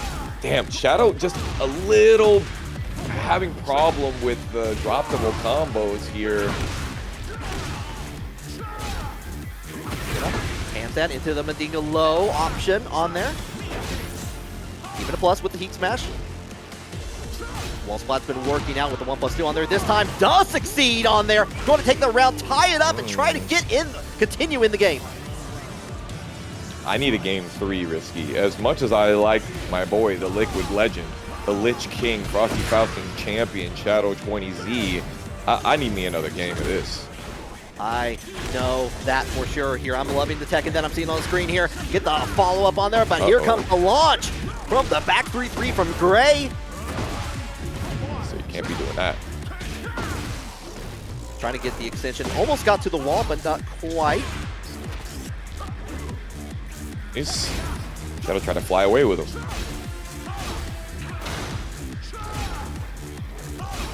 Oh, yeah. Again with the mids. A lot of them coming out here. Yep, you're right. Well, white health is on the side here. One more touch is all that Gray needs to continue up in this game. But this time tries to go for it yet again. And that could cost me very costly as Shadow 20Z gets a little bit of the health back. 9 seconds on here. And the wall flat. Ducking there. Ooh, Heat Smash gonna burn a lot of that time. Cannot get anything else on that. And there it is. Shadow time. Every single time. And he makes it into winner's side top 8. Joonya as well, still in loser's side. Joonya 20Z and Unmei as well. Good luck to you, brothers. But here's our last top 8 winner's side qualifier. Fradin versus ThatsGami. Steve versus Hwoarang. We love this matchup, Risky. Yeah, you were talking about it earlier. Hands versus feet. Who has the superior limbs? Sheesh.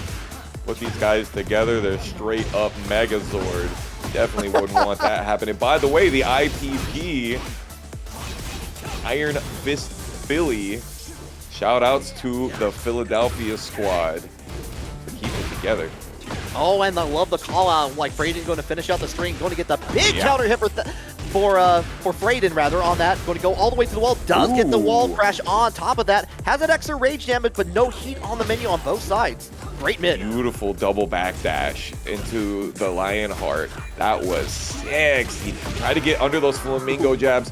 Let's be real here. If you can get a flamingo jab to whiff and punishment, you're goated. It doesn't matter how quick the button is. While standing 4, while standing 1-2 for Steve Fox, it's ridiculously difficult to whiff punish flamingo jabs.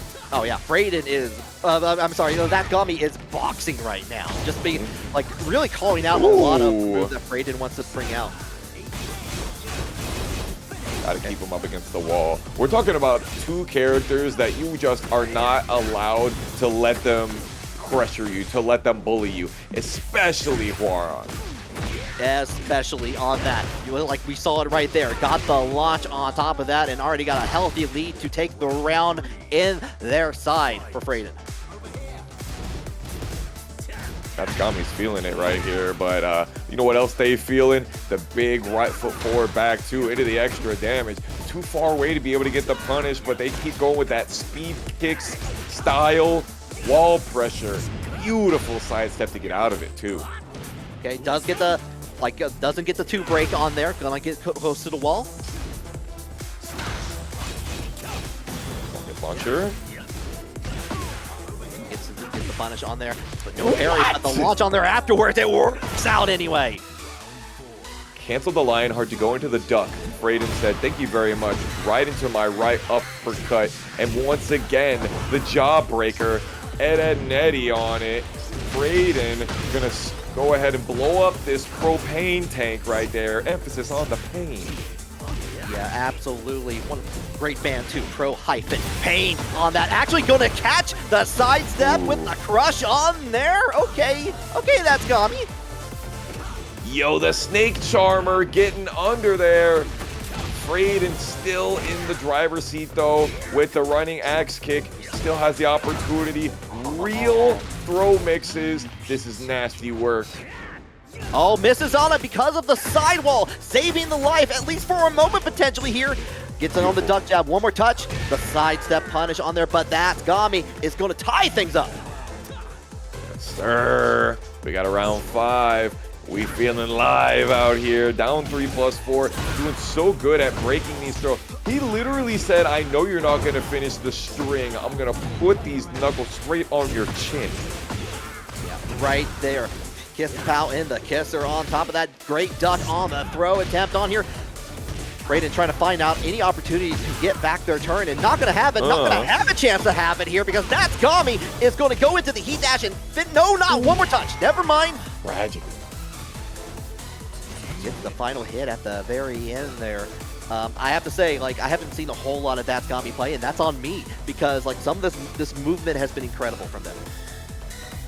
Yeah, I've been loving the shimmying, the shaking that I'm seeing on ThatsGami, and I gotta admit myself, I don't get my eyes on their gameplay too often, but I'm already turning into a fan. I need to be checking out Iron Fist Philly more often. The homies out there in the Vortex Gallery, big shout outs to them. Love everybody from that scene. Efronomical, the boy Fat Boy, Commanda, everybody from the Philly scene. They've made me I got my start up in Summer Jam in that scene, and just they've always been so welcoming. And I have to say, once again, they're the GOATs out there. If you ever get the chance to be out in Philadelphia and go to one of their locals, you know they're gonna treat you like family. Absolutely. I need to make my way up to that at some point in the near future. Want to check out, want to travel to some of these more scenes, especially with like a lot of the locals popping up that have been popping like crazy. Like you said, Iron Fist Philly. You got the IFM in North Carolina. You got a lot of really good happening, especially in the south and northeast of North America.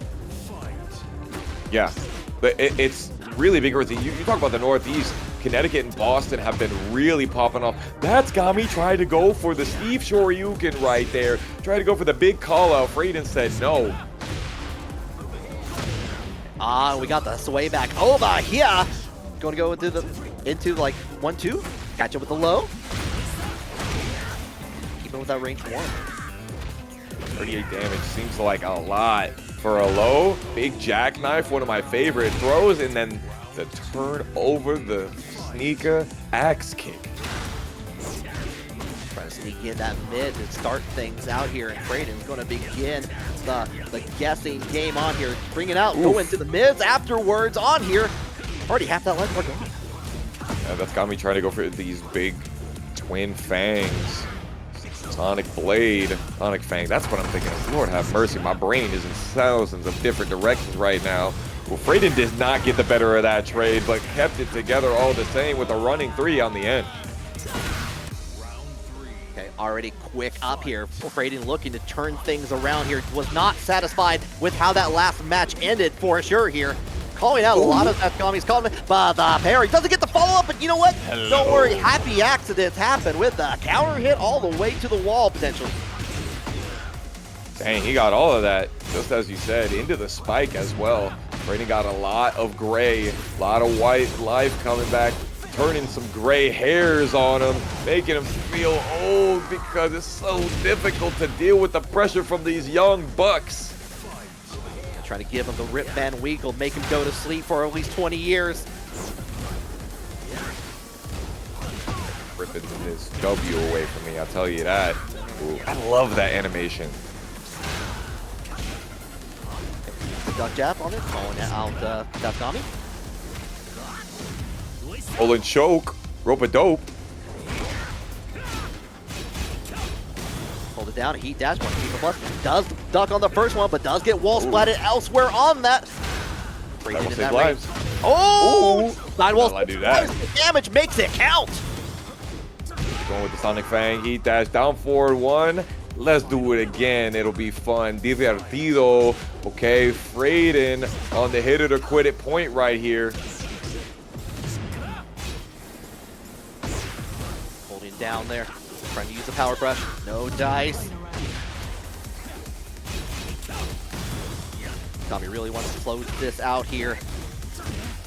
He's not doing a lot of the sidestepping or sidewalking away from the flamingo pressure. He's saying, now I'm going to go for these back ones and challenge. And Fradin's like, okay, I see you. Let's stay frame tight. Yeah, really trying to hold their ground a little bit more. Unfortunately, going to cost them the match on top of things here. Fradin is going to tie things up, and we got Foxhound. We got ourselves another match. That's what I'm talking about. We like that. Texas versus Philadelphia right here. The South versus the East. Fradin has been doing a really good job of making a name for himself since this bracket. I need the old Fradin custom back. Where's the backwards cap at, my dude? We need the goodness. We need to bring it back to the classics, the fundamentals. Oh, this like the how are you kids backwards hat? Is that what we're like thinking of doing here? Yeah, hello fellow kids. Yeah, exactly. Gotta make sure, gotta be presentable on here. I see. But you know, no more walls to deal with here, at least until you earn them. Coliseum of Fate between these two. Dang, he brought out the wrong custom.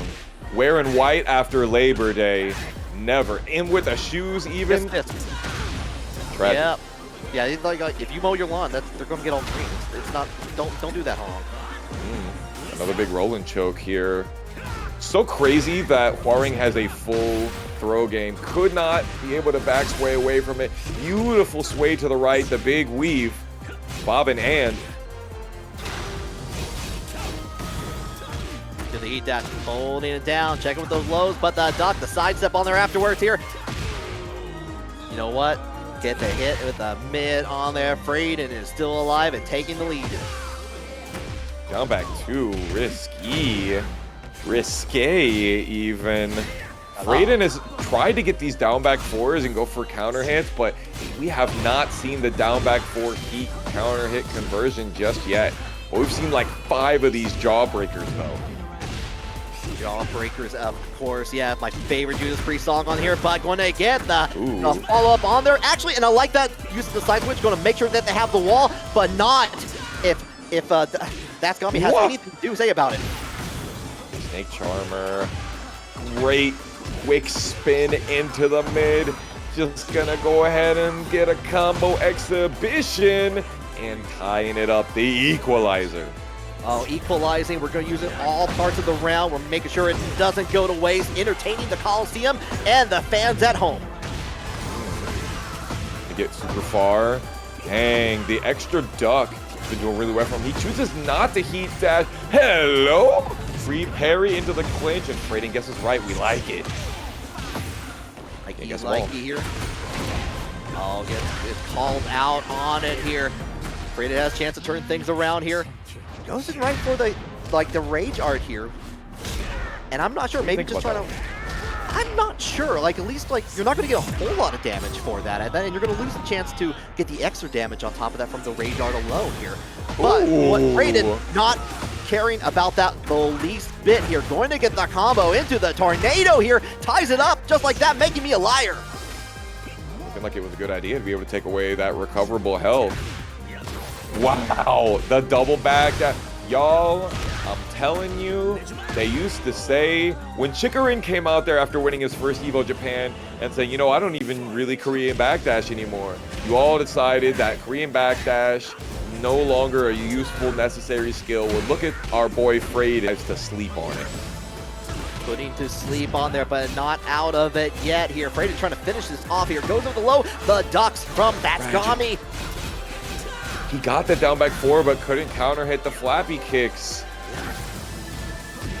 I like that, using the long range on that low in there. Keep up the approach here. Last chance for ThatsGami. Goes in for the low again, and the mid option seals the deal. Send it. The man is a hunter, a hawk, you might even say. Like it turned out pretty good for the seeding team. Good job, my boys on the TO squad. Ooh, what are we cooking with this here? We are in the, is that a blade skin that I see there? Okay. It could be. With the samurai sword, it's definitely giving blade. Yeah, it reminds me I need to do another Watch of Blade 2 pretty soon anyway. But regardless, I can't do that yet here. JoeCrush is mogging right now on this. RV Cris getting the punish with the low in there. Coliseum, 1 round up for JoeCrush. All right, guys, this is about the time in Tekken Never Sleeps where you start your drinking game, drinking chocolate milk or Okazeme coffee, that is. Every time the commentator says mogging, you take a sip. Lord have mercy. JoeCrush already with these big launchers, long wall carry, and if you thought Clive had wall carry, look at this. Yeah, the robot is designed to carry and labor through everything in front of Clive, I don't think has ever seen a robot before. Having to deal with this power against JoeCrush. Already enraged. 1 more touch is all you can need, but the low parry is going to keep RV Cris alive for a little bit longer, maybe change things around. Gotta hit him with the Thundago, bro. It's gonna be super effective. Not breaking the throw. Maybe expecting to see some of that armor. Yes, sir. Stinging like a scorpion on it. Finishing off with that 4-4-4 at the end there, and going to get hit with that Phoenix F1+2. Heat is activated, and the low parry on top of that. That is just pristine. Unfortunate, RV Cris dropping the combo there into the Volcano Buster. Back turn makes some noise on top of that here.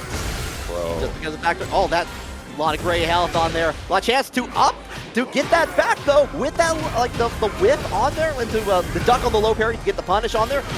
That's all you need after this heat dash in here. Are returning things around. Look at how much health he has, and he has rage because of all of the hits that he does in that combo. Yeah, just like adding it up 1 by 1, like 1 brick at a time. Yeah, such a tough link to be able to get up the full crouch down forward 2 forward 1 into that blue upper, and look at the damage. He almost got even more off of it before a heat dash. JoeCrush trying to go for the mid after the gamma, like holding down. Breaks on the 1. Get a punish, tragic. Heat damage on there, another mid. Finish it out after a long delay, so have access, but you know what? Gets denied by JoeCrush. Whoa, I cannot believe that the throw whiffed right there because of the slight sway back from the Demon Breath, and then immediately RV Cris slams it with a down forward 2. I gotta say this. It looked like Joe was in the driver's seat that whole game, and yet look at where we are. Like, I'm looking at that, like where JoeCrush was getting very strong, only got 1 round of that. RV Cris took the wheel, steering wheel over. It's like, I don't need a license. I don't know what that is, but I know I can take control. The victory theme for Final Fantasy playing in the background, getting that EXP level up. Yes, Doing the little arm wave thing, like up and down the 2 frames. You're gonna have me go back and play in JRPGs, risky. It's a long haul on there. I need to get back to my Pixel Classics indeed also. But in the meantime though, match number 2, winners semis, going into who determines to go into winners finals here. Sanctum is the stage selection. It's gonna be a tough one. Small stage, I feel like JoeCrush does really, really well on. I think this is like small to medium side. He has just been sending these launchers though, these programmed uppercuts, just absolutely believing in his options as he always has. So yeah, we're planting seeds in there. Gonna get the stomps on afterwards here. And that's very similar to what we saw in that very first round. JoeCrush absolutely dominating at the beginning. And again, just going to continue the trend into the second round. Gotta expect nothing less from the Paragon Prime Minister. Uh-oh. Got him. Double plasma stomp at the wall. Did you think I was going low again? Bro. JoeCrush not having any of that. Like, you know what? I don't need the breakable wall. I don't need the breakable floor. I don't need any of that. I just need a small stage and you and me. There. Woo! Unity! That button is, it only does recoverable damage, so it actually doesn't have the ability to kill, but it's so good. Hello? Yeah, breaks the wall on top of things here. Gonna waste a little bit of that heat from RB Chris in here as we go in. Make it bleed. Why did that realign like that? I really need to understand the philosophy behind the way that these buttons realign in this game. It is so very different than any of the other Tekken games, but regardless, this is how we rock it. Sheesh! The running 1+2. Shout outs to my GOAT, Gigas. We miss you.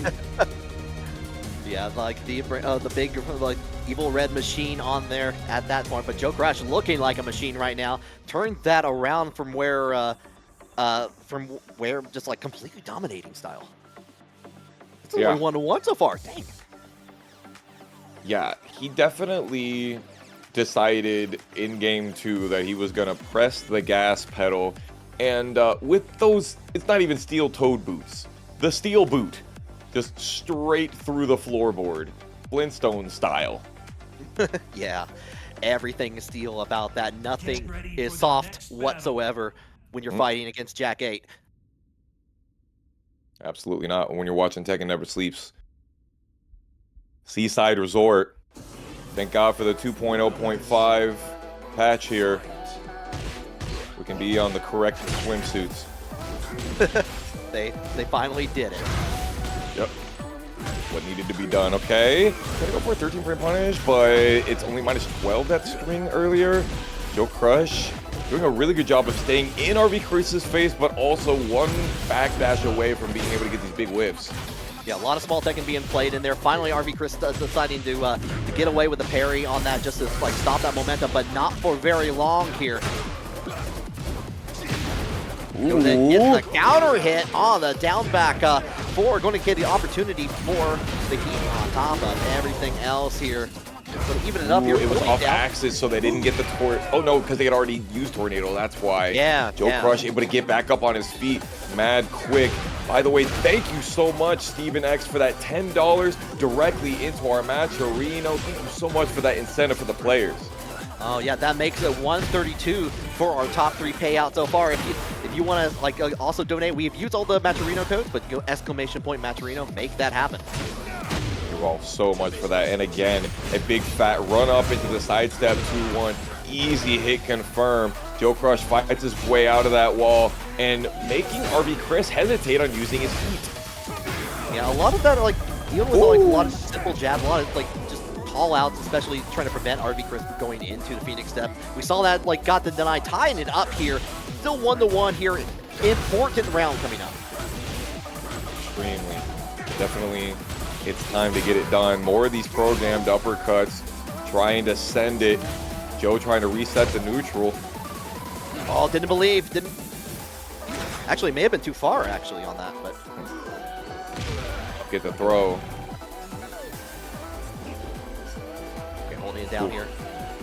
I love that throw there, just like thinking if RB Chris gets up right now, I get back throw into this wall into craziness. He was jumping. Yeah, jumping all throughout the stage here.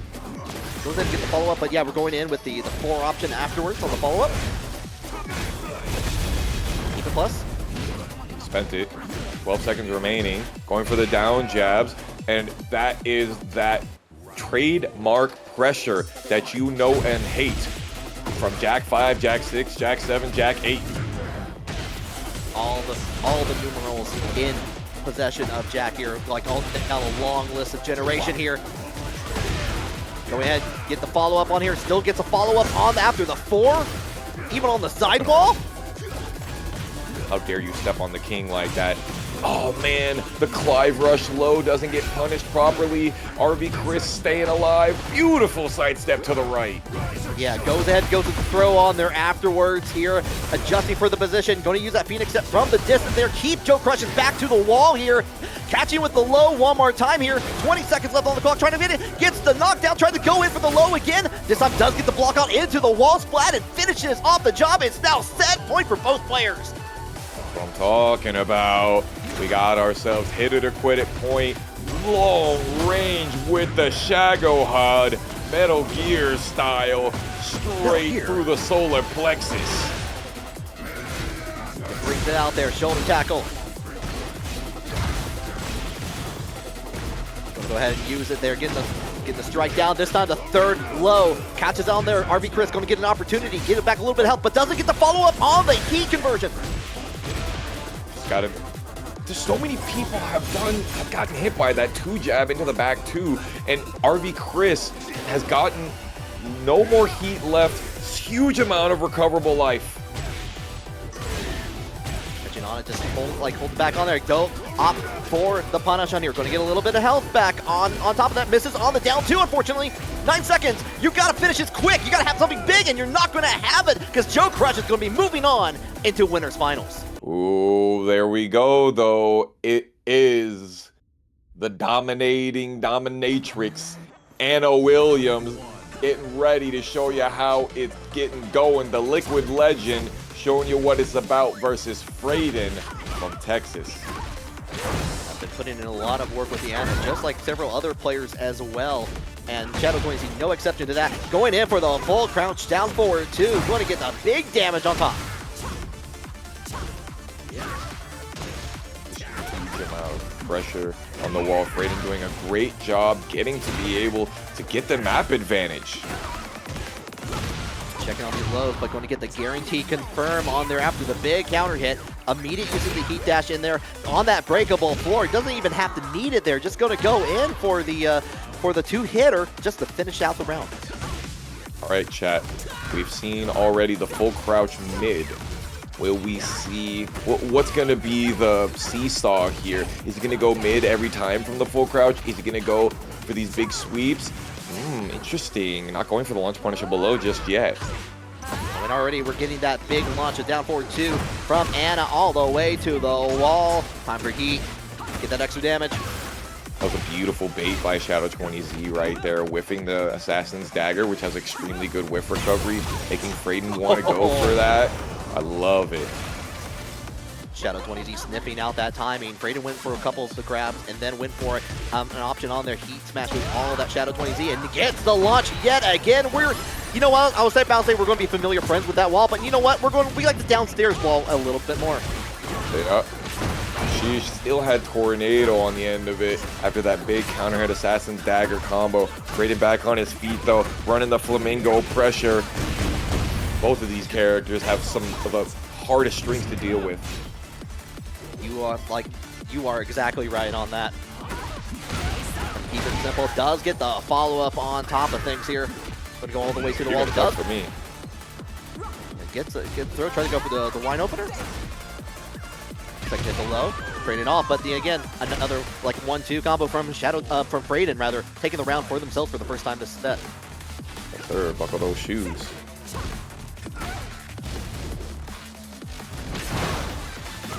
Okay. Bringing out lovely combo a little bit. Both of them like the lows now. Okay. We're getting cheeky with it. Yeah, actually adding that debuff in there for a little bit, get that extra chip. Oh, careful. Fradin in the caddy corner, DVD icon, gets himself out with a heat smash. Oh, and yeah, back the way out of that. Didn't want to really give the room in there for Fradin to really start their combo pressure in there. And Shadow20Z going to take that third round, take the first match. Absolutely. Real quick, I want to just do a little bit of numbers work here. Yup. Shadow20Z has not lost a single game tonight. Okay. We're not talking about sets, we're talking about games. Has not lost a game. Yeah, so far, and still keeping that pristine record for this for number 81. Now, I'm not trying to do that to curse him or anything. You already know I want my boy to take it all the way, at least until he goes up against my teammate, Paragon's JoeCrush. But I will say, when you're on a run like that, I feel like there is a bit you put pressure on yourself to keep that going, and if there's anybody that can stand that pressure, that has that winning incentive, that my gosh, what we call it, the intuitive reward, this intrinsic reward system, it's Shadow 20Z. Yeah, definitely can keep calm and cool and collected throughout a majority of situations here. Trying to get into this winter finals. Gets a follow-up, tries to trade out for the mid, bringing out the rocket launcher to help things out. Beautiful duck under. Chooses to go for the full crouch low to be able to get the full punish on it. Swinging that thing. That's not how you properly use a rocket launcher, but it's working. Hey, in Metal Gear Solid 2, you can use the Nikita to defeat Vamp and be able to knock him down and do damage without actually hitting him with an actual button. Anyway, Shadow 20Z showing he knows quite a bit about Sons of Liberty. Yeah, bringing it out there. No missiles. Still no missiles. Cancels out of it into the wall yet again, using that melee weapon. Anything is a melee weapon if you swing it hard enough. Exactly. Oh my god, the wall standing 3. Yeah. All guaranteed? All guaranteed and all very quick as we go into the sun setting on Seaside Resort here. Shadow 20Z on that set point here, opening up wine bottles for days. Gets that launch on top of Fradin. He did 1, 2, 3, and then the third hit, because the second hit counter hit was guaranteed. He's down 4-1. This is really difficult for Fradin right now. He's eating tons of damage. Shadow keeping calm and cool here. Ducking on it, taking the damage where it counts here. Finding the opportunity, into the heat we go. But under that absolutely could have been kill right there. Shadow, but didn't want to send it. Walls available, walls like the fence is slowly breaking apart here. One more touch is all you need for Shadow 20Z. Great duck from Fradin. Yeah, but unfortunately could not see it fast enough under the Headless Horseman.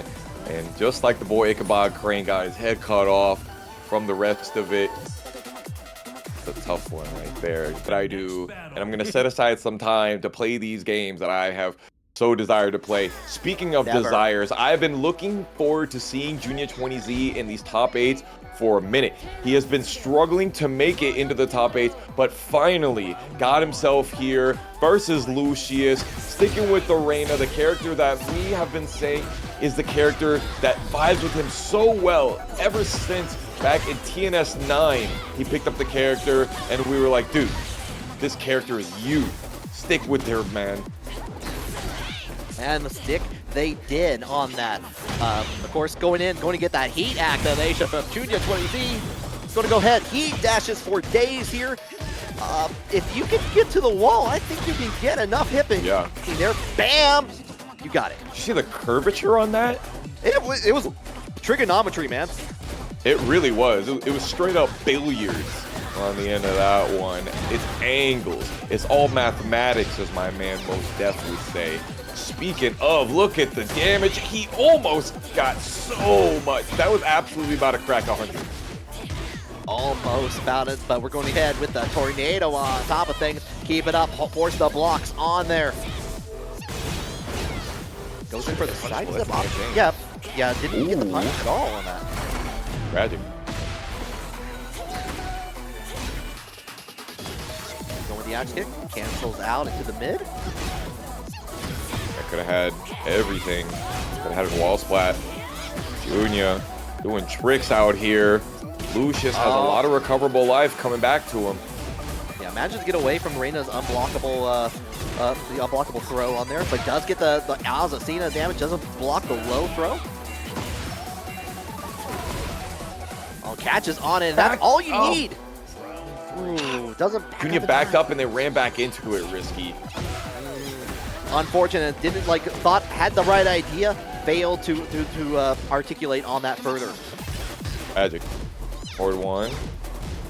Sentai working its way into Lucius's mind ever so slowly. What a great duck. How did he know, bro? Oh, just felt it in Joonya's ice cold veins here. Gonna go in, get my Sentai. I'm gonna shout out my GOAT here in the chat. Raid XR. The GOAT. When Armor King comes out, watch out, everybody. Oh, she can be able to parry highs with the Liberator's stance. Let's not forget it, even if it's a throw. Yeah, calling out, but actually goes ahead and finishes it out there. The back turn option there. Joonya was still ready for it, even if it didn't seem like it. Oh, that one ends up in the Wall Splat Weekly Report. You already know, folks. Oh, you know it. You know it. Checking with these lows. Big one, my toe. Doesn't finish a flash punch. I see it.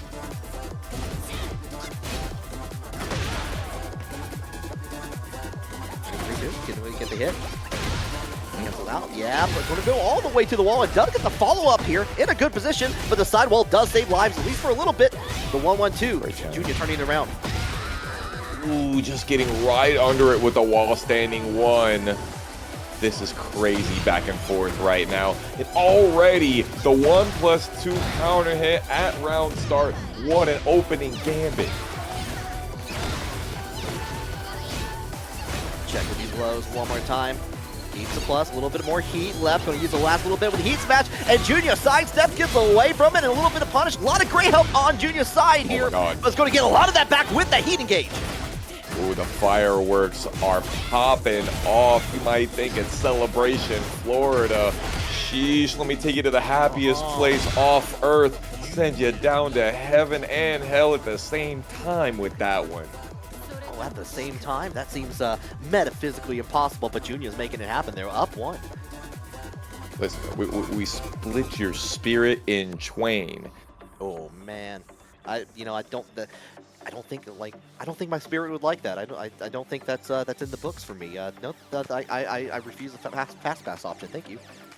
Let me say this though. If you could split apart, let's say you go to like, there's like an afterlife or something like that. Wouldn't it make sense that like the bad parts of you, because there are bad parts of everybody, right? There are things that are not the best. Like the bad parts of you go somewhere, and then the good parts of you go somewhere else.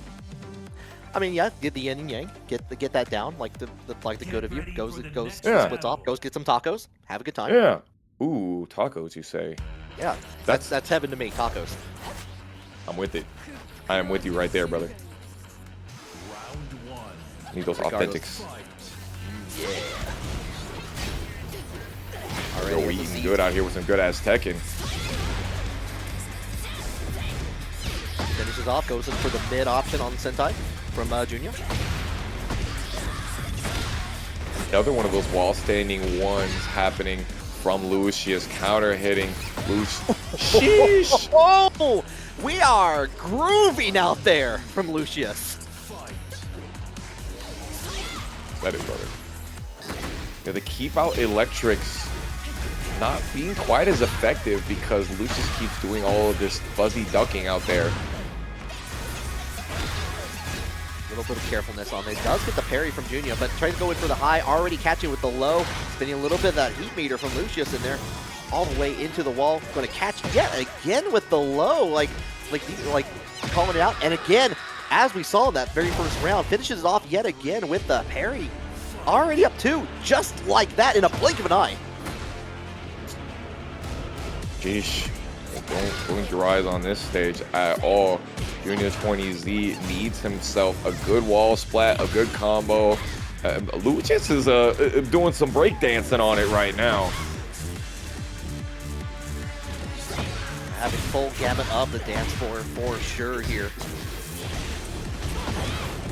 Perfect flow combo. You could not have done a better combo right there, I feel like. That was crazy with the good wall splat. Yeah, not like just had the right distance for the stage on top of that, but Lucius turning things around here, has that rage extra damage on top of things, helping them out here, has a lead, he gets a big counter hit, still had access to heat, all those resources do matter in the end, and with another touch, you have access to rage, use your final resource, finish it out with a no round brown to tie things up. 40% health with rage art. Chat, do you think that when you go past the rage art threshold again, that you should still have rage like we do right now, or do you think we should change it back because it's supposed to be a comeback mechanic, right? Oh, yeah, but definitely had the comeback on that. Like Joonya had the lead at that point. Lucius was able to like get those hits in where they count, and was able to finish it out. Dang. I definitely feel like Lucius was able to kill without that rage art though, And I actually, do, I yeah. think they lost a lot of their damage by doing the heat dash so early. It scales the combo quite a lot. And so, you know, Rage Art was just a nice, quick, and easy way to get it finished guaranteed. But yeah, I definitely thought it was crazy. We saw 40%, 45% left on the health bar, and they had the ability to use Rage Art.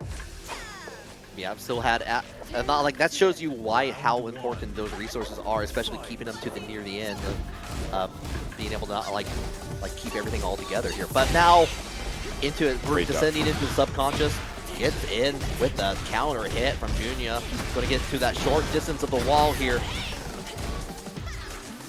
None of that purple stuff yet here. We're not getting knocked, but great duck into the wall splat from Lucius.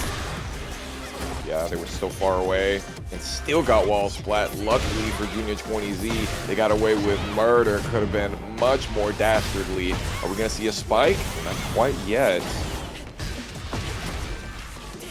That keeps it in. This time gets the throw on top of it. Tries to go in for the finishing touch in there. No can do. Lucius still in this. Going to get a big hit. Jab not catching them floating out of there like Joonya wanted. And now it's risky to try to go low here. And that again catches them. That's the third time risky. Third time in a row. Like, no one has been blocking the low grabs from Azucena at all in the entirety of the stream so far. Double low. This is rough for my man, Joonya 20Z. The best from the Midwest. He's got to do something big to be able to bring it back. Sheesh! The down back 1+2. He just sent that one. That thing's like -20 on block. Sends it with airmail priority package. Pepto-Bismol is in that package here. As we go in, 2 up here. Lucius is on set point, potentially bringing Joonya out to it, but not if Joonya has anything to say about it here. Oh, delays the second option. Ooh, a little bit far back. Splits. Yep, guaranteed on, like, get the wall splat on top of things here. Goes one more time in here. Joonya gets a round on the board, feeling better. That's what I'm talking about. Yes, sir. More of those counter hits. Let's get it going. It's hit or to quit it, Joonya. Tries to go in for the grab again, already ducking. Love these blocks from Joonya. Trying to hold it. You know what? We're flipping for on both sides. The Joonya 20Z gets the flip first, gets the wall break on top of that, and going to get the wall of the floor break rather into the wall. A little bit more damage. Definitely break that wall right there with the forward 4. And honestly, if you have the right combo, don't have keeper, so it can be hard to get a wall here. Triple Sentai spin. Spinning to win on there, but goes ahead, headbutt on there, guaranteed to kill, and it's set point for both players. Yeah, I'm a biased commentator. What about it? My man Joonya 20Z is on hit it or quit it point right now.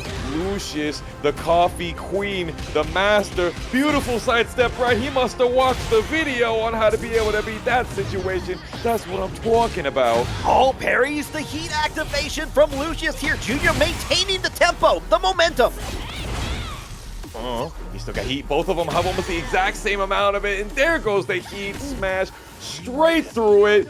Coliseum clash. Lord have mercy. And I see Necesitas más café. Yeah, see all my friends in the chat there. Shout out to King Servbot. I see POS Industries. How are you doing out there? A little busy right now, but maybe afterwards we'll get the set rolling on that. In the meantime, though, we got ourselves Tapp versus Gray, the Kuma versus Eddy. Ooh, this is a tough one here. Eddy has a really good 13-frame punish for a lot of the hunting bear stance transitions, but I can't say that I have seen this matchup recently. He did what? Just got that launch on top of things here. Doesn't finish it out there, going into hunting stance. Going to keep it out there. There's he. Gratis.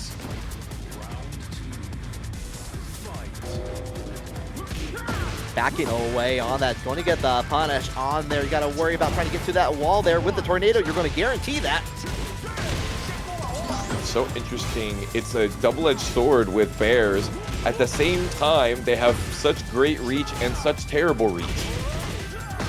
Such terrible on there, but you know, not like what's looking pretty good with right now. Gray is actually getting, I thought they were changing that around, like bear combos happening. I thought it didn't hit back turn like that in the current patch. Fox? Cameraman was afraid of the bear. That's the only thing I can think of is the cameraman was like, you know what? The other cameraman got this one. You take over. Yeah, I live in the Smoky Mountains. I know how that goes. Sheesh, speaking of Smoky, man, is hitting with the lunging brush fire out here. He's absolutely ready with the rainforest vibes. Gotcha with that forward 3 in there. But the bear electric at the tail end of the heat. Still has a little bit left on there. Has enough to use the heat dash on there after. Actually gets access to the wall and a little bit of extra damage on top of that. No launch for Gray. Tragic. Too far away to be able to get the Mirage. Your health bar getting sabotaged. That's the beastie boy right there.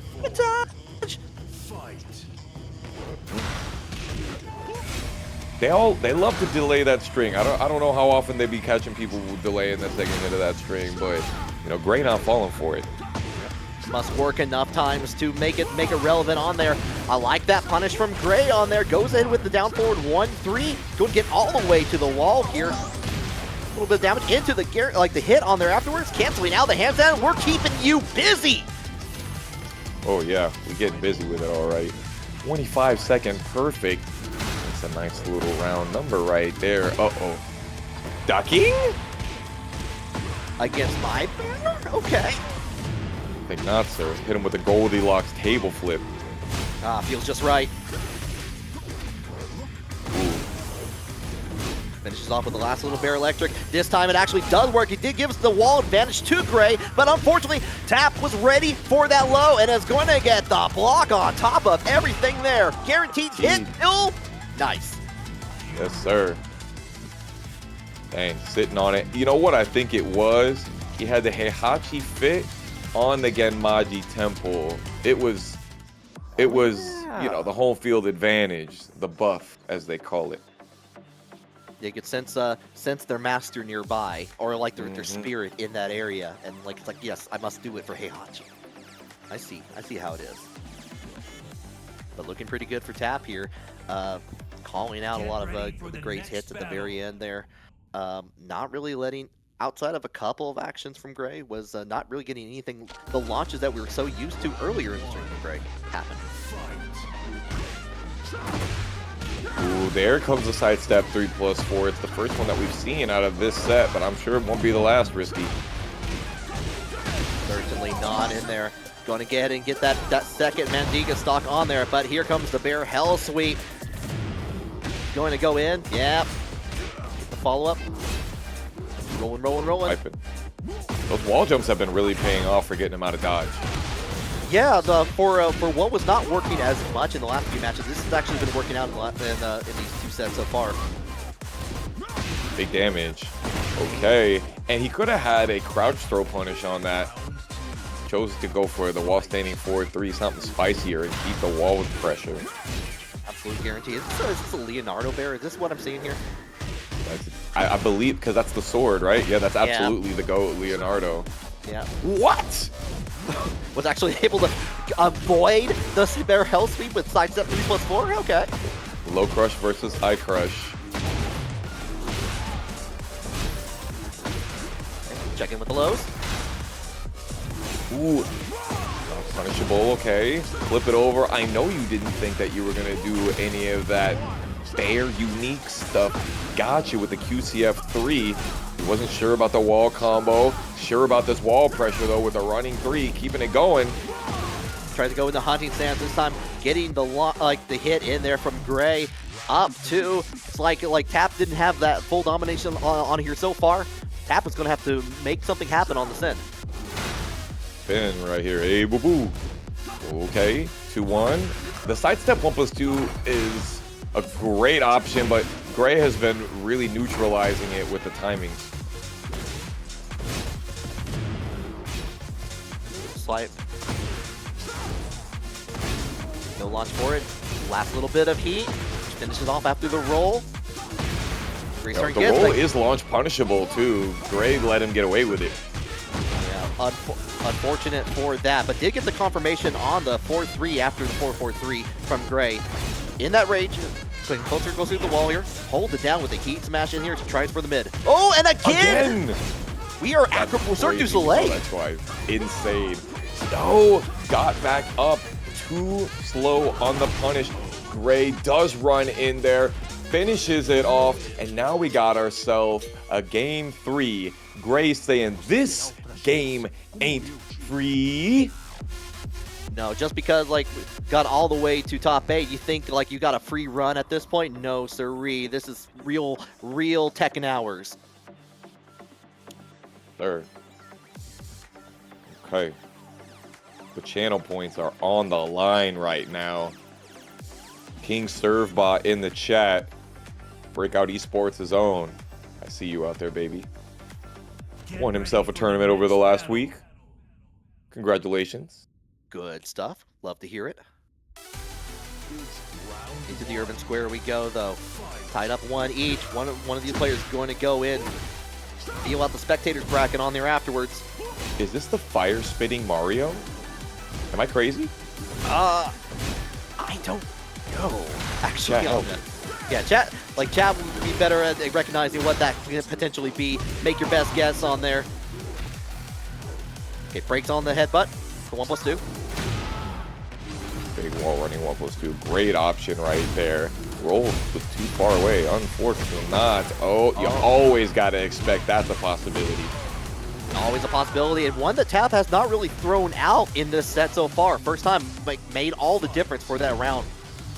And then went for the Salmon Hunter follow-up afterwards just to be a little bit cheeky, because the bear booty is still guaranteed in that situation, but these bear players have figured out they can get away with a little bit more with the Sour Piggy tech. Shout out to Sour Piggy on that. Checking on it, goes in for the low. You have the Mendigo option on there. Perfect, great, not going down without a fight.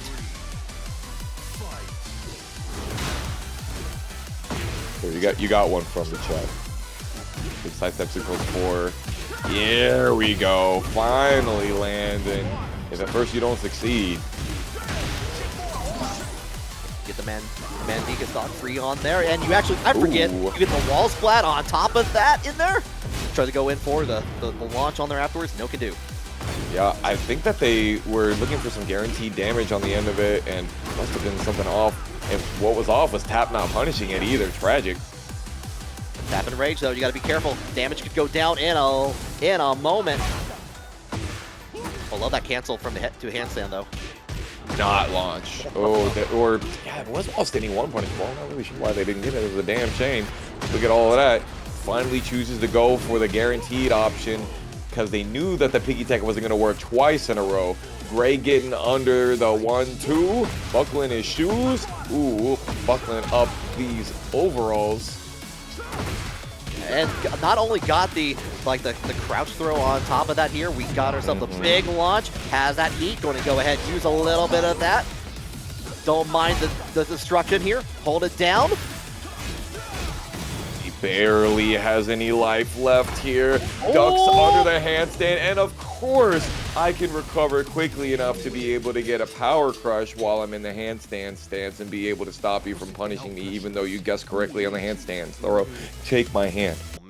I mean, like, would that be our Gigas replacement? Give him the Gigas move? Yes, Is that what exactly. We're give him the belly flap. I've been missing the belly flap so much, bro. Okay, yeah, no, I'm all for that. The hell out of that one. All right, but yeah, we get that launch from JoeCrush to begin things off here. 3 Dragon Balls on the side of JoeCrush's Jack 8. He tried to whiff punish an Electric Wind Godfist at the beginning of the round. That's how you know he's locked in. He's not quite locked in enough to actually get the whiff punish, but he tried it, and he was damn close at it. I'll tell you what.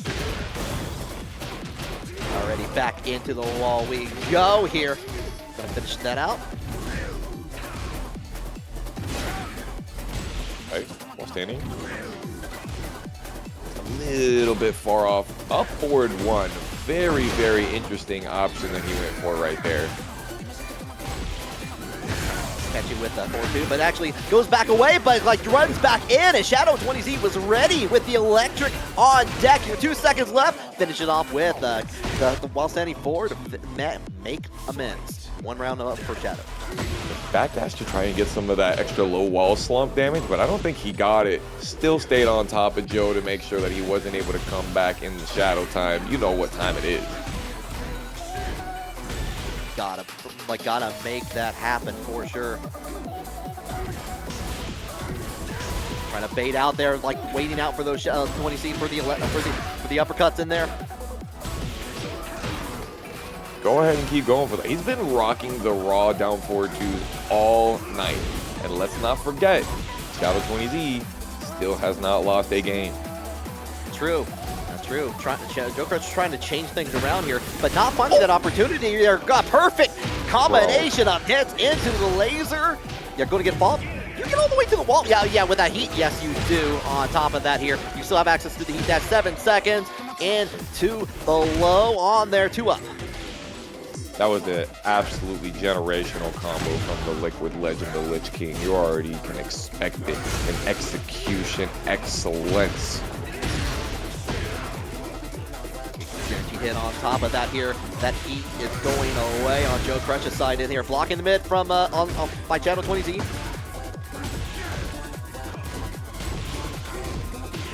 I'm definitely punishing that. Thank you for doing that last button. Appreciate you. Free damage. I'll try to go for the down 4-2 again. No, can't do. But this time the follow-up on Gamma, the 4. Tried to get the wall standing 2-0 though. Just a 2 jab. He was mashing that 2 button, bro. He got double 2 jab. That's how bad he wanted that launch off of that duck. He deserved it. Yeah, he was ready to make that change on here. Wanted to like not end it too early here, especially at the first part of Winners Finals. Taking a chance, making a change, and breaking away. He's getting chopped down here by these quick jack buttons, and finally, Katya ducking. Want to get into the 1 here. Follow up, 1 more touch, goes in like for a mid option, holding it down, chipping away. Plus, but here we go, while standing 4, make the job tied up.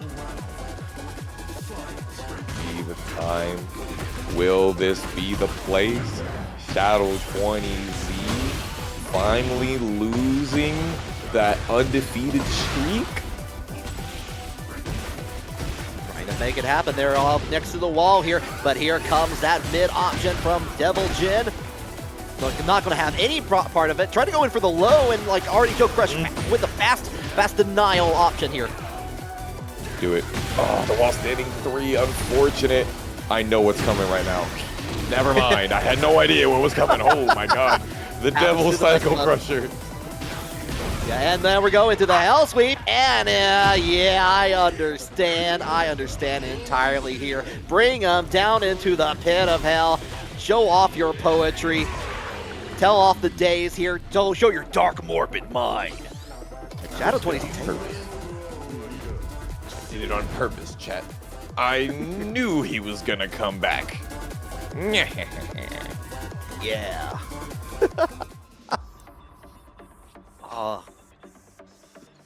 So yeah, that is like still like Shadow 20Z taking that, still keeping with the Devil Jin of course on here.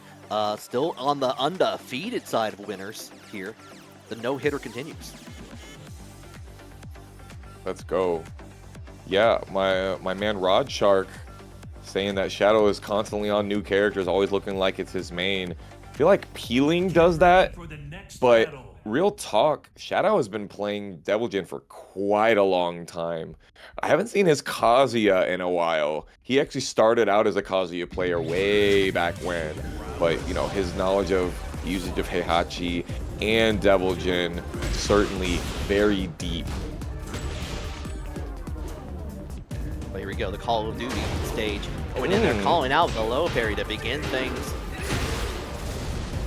Little claw. Okay.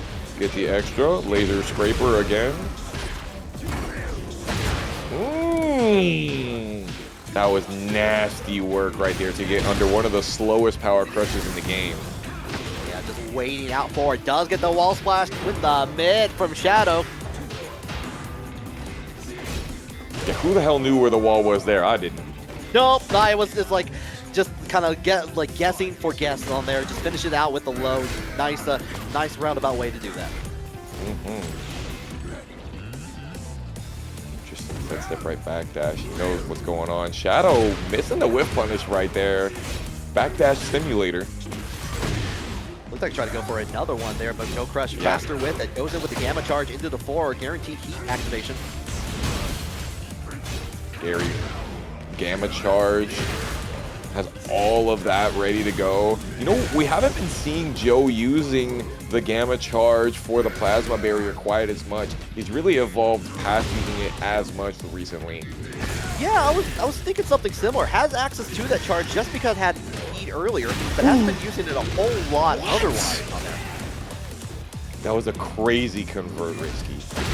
Crazy on there, just as crazy as that follow-up on here. Not going to kill, but 6 seconds on the clock here. One more touch is all you need. Try to go in for the mid option, just rolls away, gets the punish on that 2-up again.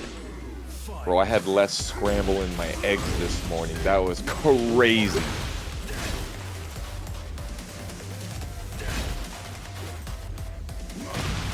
Check it out, that gets the counter hit punish from JoeCrush. Wow. Yeah, that big counter hit with that Magic 4. 15 frame 4 button, but I'm gonna call it a Magic 4 all the same. If it walks like a duck, quacks like a duck, it's a Magic 4. Yeah. Big steel pedal, 3-ring circus whiffs, but he gets the rest of it. He's not getting tornado at the wall because he's getting the low wall slump, but he's still getting plenty of damage for it. Yeah, whips on the electric, no punish though, but here comes that tried and true mid from Shadow20Z. Been like doing a lot of work here, trying to keep you guessing. But here comes down forward two for JoeCrush. Big programmed overcut. Man said, I programmed this one before I came in the room on the JavaScript. Said, I got the Okazeme coffee waking you up. Yeah, don't need no console logs where I'm going. I know my code is pristine. There will be no command prompt here. I will prompt you to lose this game. That is my command. We'll get the wall splat on top of the shoulder tackle. 10 yards for JoeCrush.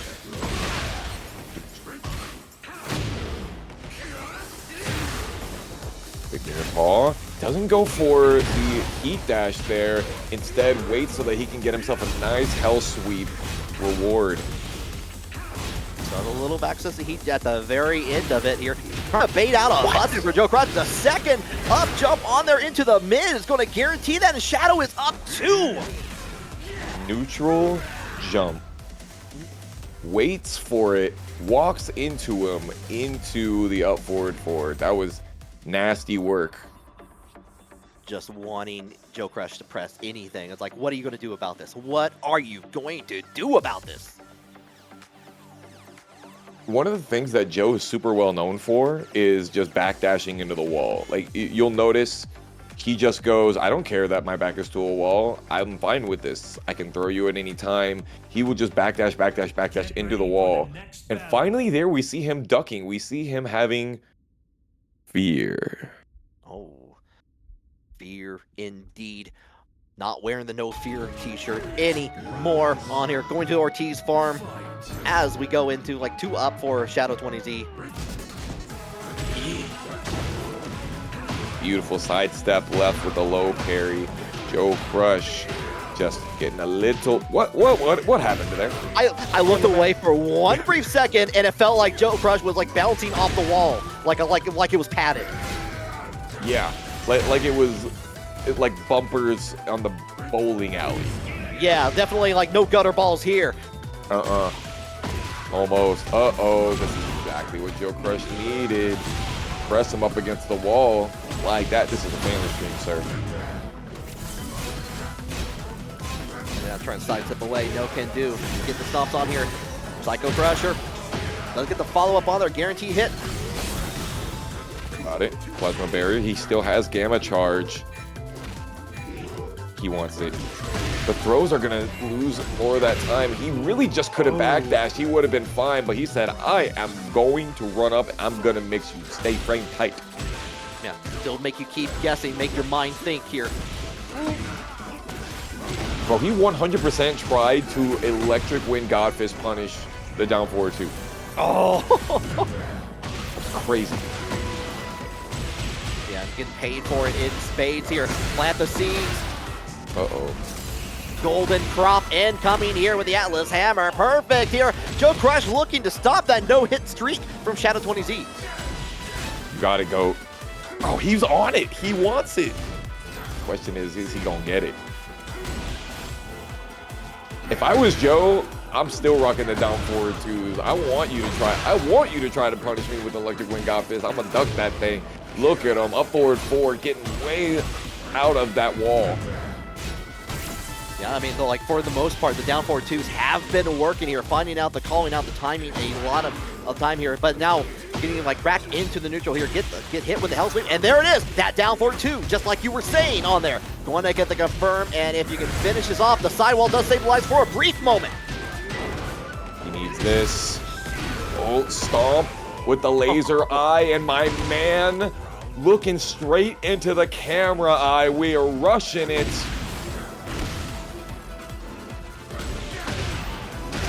But yeah, you're going to get that guaranteed forward 4-4 after talking to the hand. Bro, he's locking in the pressure. Oh, locked in, but not out on it. Oh, he does get the absorb on the armor. Didn't get the rest of it, but of course, ducking into what could have been full crouch down back one, but going for the safe full crouch mid. One of the hardest things to deal with, because not only is that mid, obviously, you know, is a mid, but he's got follow-ups there. It could be a high, it could be a mid, it could be a low afterwards.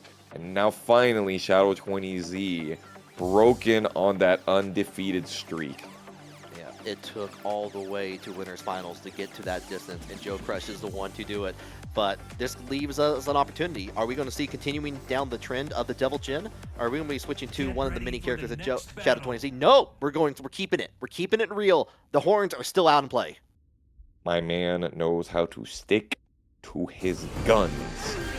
Shadow20Z took an L to JoeCrush in the last TNS, and I think he's looking to continue. I think he's looking to come back with his reign of terror, get some of that revenge. And revenge can definitely be sweet on top of that. Just like this combo, we're already at the wall, getting the spectators the real view they paid for. Oh, at least you got out of the wall. Got out of the wall, but it's like still having to deal with these stomps on here. Back. Oh, that was launch punishable. Joe should have got way more out of that. Too little, too late on there. Still got the round in the end there. Just kind of like playing it small, like getting away from the wall slowly but surely. There you try and backdash on me.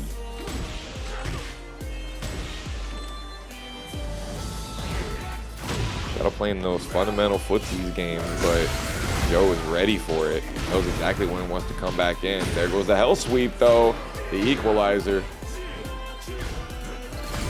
Pain like calling it out there, but here comes using that using the shield out there. Going to go into heat dash. Still has access to a gamma charge on top of things, just in case they need it. So then uses it on the mid. For the throw. Oh, there we go. Not electric if I'm not mistaken, but still getting the whiff punish all the same. No, it was electric. Yo, yeah. That's crazy. Yeah, just had the perfect range on top of that. Seeing a lot of matches go into the last 10 seconds, as we're seeing right here. 5 seconds, both players in rage here, going in, wasting time with the rage, canceling out, but we're planting seeds, Arbor Day! Man hit it. He hit the Arbor Day. JoeCrush taking fruit off the tree of might and planting it into the Coliseum of Fate right before our eyes. Yeah, bearing fruit where the soil has been barren for sure on that. Trying to tie up the set here in winners finals. A little bit, but nothing else for it. But here comes the Electric City for Shadow20Z. Hitting him with the Scranton Shuffle.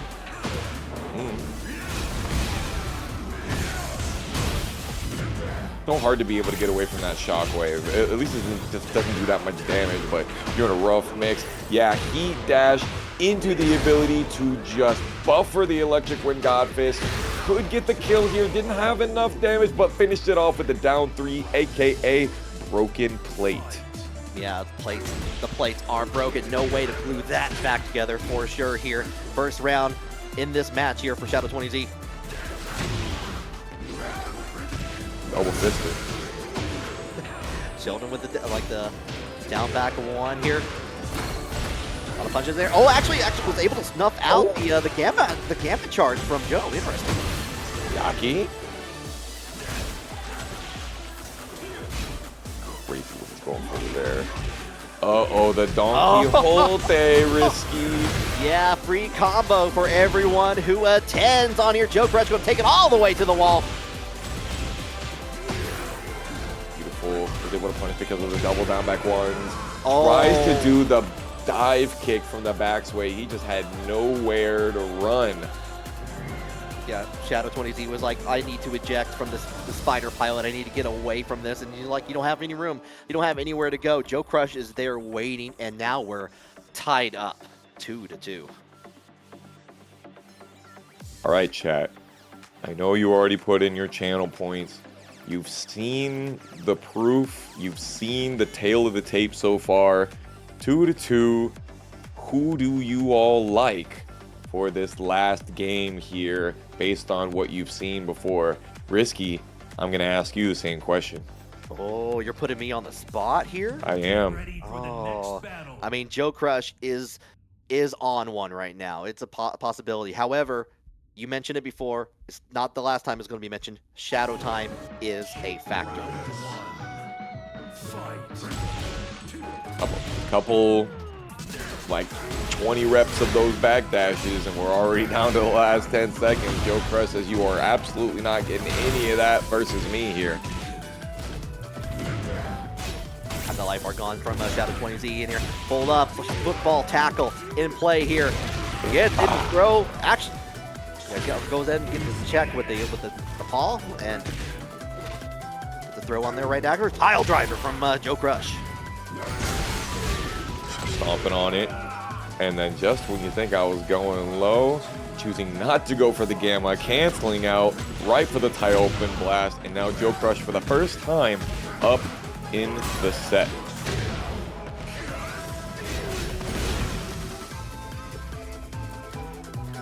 Joe's fine with that. He's cool having a life lead and being back at range 5. Usually he dash would get a little bit of that gray health back.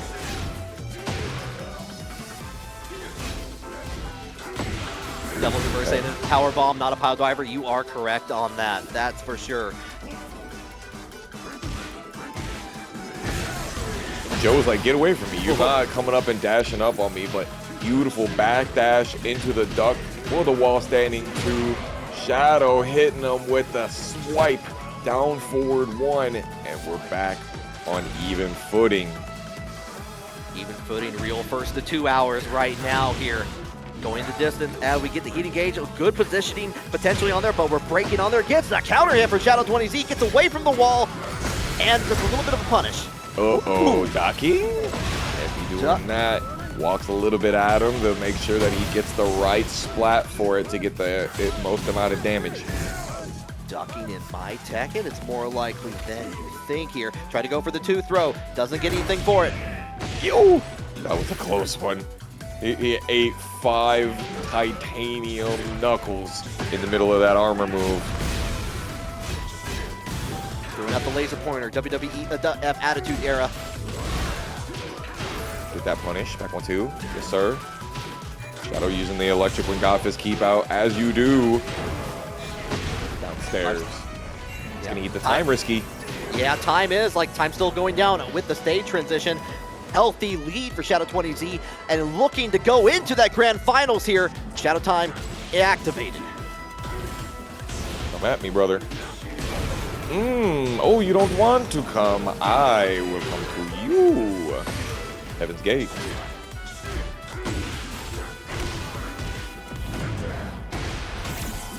Go ahead and get that. Get the smash on there. Another whiff there, like doesn't get much for it, unfortunately here. But Shadow gets the punish into breaking off the wall here. Going to continue it with the front-facing side, reticulate that spline. Ooh. Breaking the wall, breaking the wall. Oh my god. Shadow might get him to another one. What you ducking for? Heat smash, finishes it off, and breaks the wall for the cinematic, for the insult to injury. Shadow 20Z moving on to grand finals on winner's side. The fact that he's not quite as floaty as he used to be, but we'll see what kind of technology our boy Fradin from Texas is on. Oh, bro, dropping the Just Frame Skyrocket. Do you have any idea how many billions of dollars it costs to set up that rocket, brother? Oh, it is definitely in full control. Unfortunately, you're going to have to deal with the repercussions and set up the budget for next time. Oh, man. Gray already with the 2 stacks of the Manjinga. Holding down, nice little sidestep in there, but going to get the launch. There it is. Second, you know what? The second stage does fire away anyway. Here comes the heat dash from Fradin. For, of course. Oh, Gray ready for the options. Ooh, did get the handstand away, but nothing for it here. But again, sidewalk into the launch on here and just goes right into the raid. I understand on that. Like, you're going to have the back turn combo. You go ahead, get the maximum amount of damage in here. Even if it doesn't kill, you're ready at a really good position. Yeah, absolutely. You get the opportunity to have Eddy run up on you. Dude, the long range on that elbow was insane. It goes way further than you would ever think. Like oh, at yeah. the moment's notice. It is insane. Careful. Oh, he tried to whiff punish the rusty knife. Nothing doing, though. Good whiff recovery. However, Fradin letting him get away with murder. I'll play around with flips and kicks. Get off the wall. We're going to try to get the no real punish on the power crush there. A little bit of like on the rage art, trying to hold it down, cancels out and goes into the 4-3 relax from Gray here. Going to try to change things around with that quarter circle 3+4. Hello.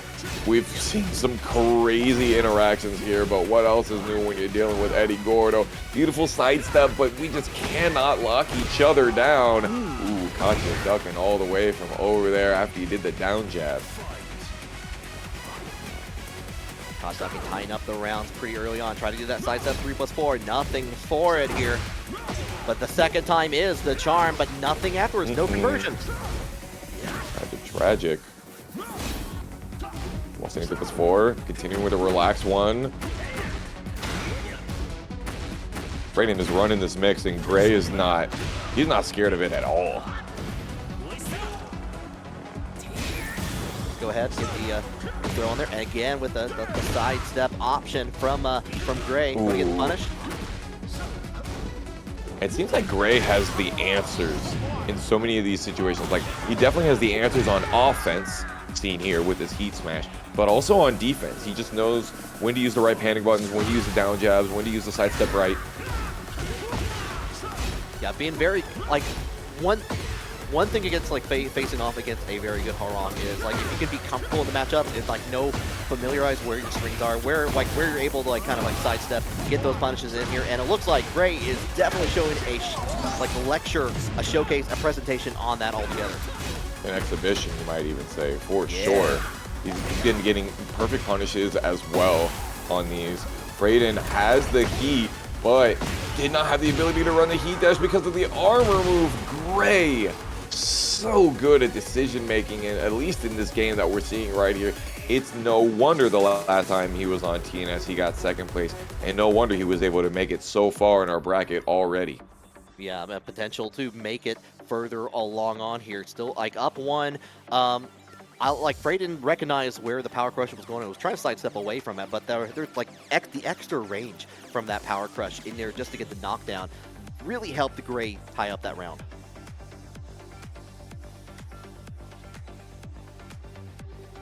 Yeah, this is a tough one here for Fradin. It seems like the options that he keeps going for are just, they're not catching Gray in those places.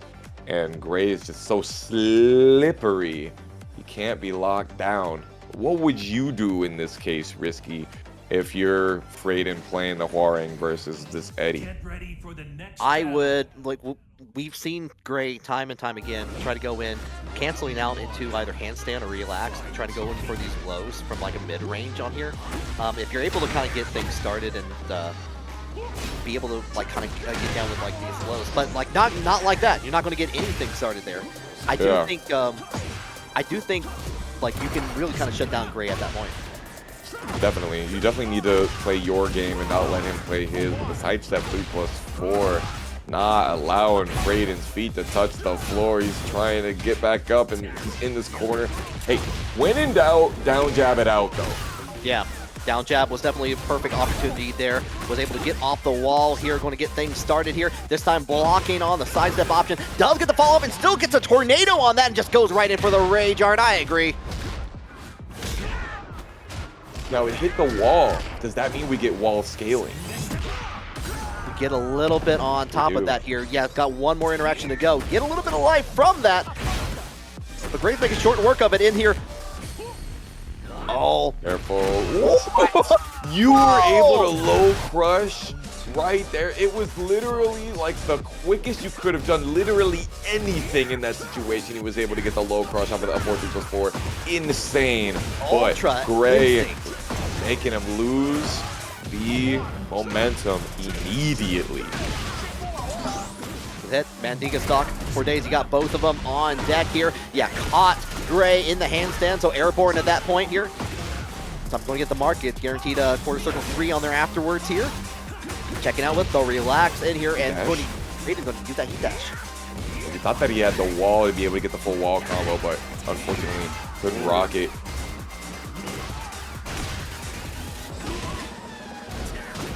Trying to cancel out, trying to keep Gray guessing here.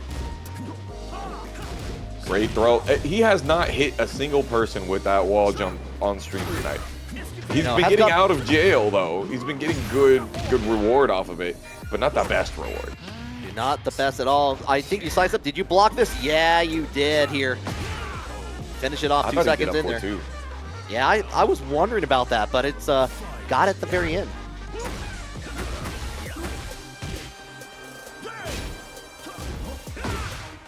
Yeah, opportunity for Fradin to get a big punish, a launchable punish on that low. Gonna go all the way into the wall. Into the plasma blade. Ooh, 95. Oh my God, you know he's been unalive. Oh my, okay, never mind. Okay, all right. We're still in there. Let him cook. I don't know, put it back in the microwave. Set it for 3 minutes. Oh, 3 minutes in the microwave is crazy. Yeah, well, I mean, like, you know, got some rock, you know. You weren't sure that it was the right time, but you had to do 3 minutes? Interesting, not going for down 4-2. I don't think he can punish in that situation right there with a launch. That's why he's to do down 4-3+4. Maybe that's, again, a part of that matchup that makes it hard between these two characters. Goes in for the mid dash option here.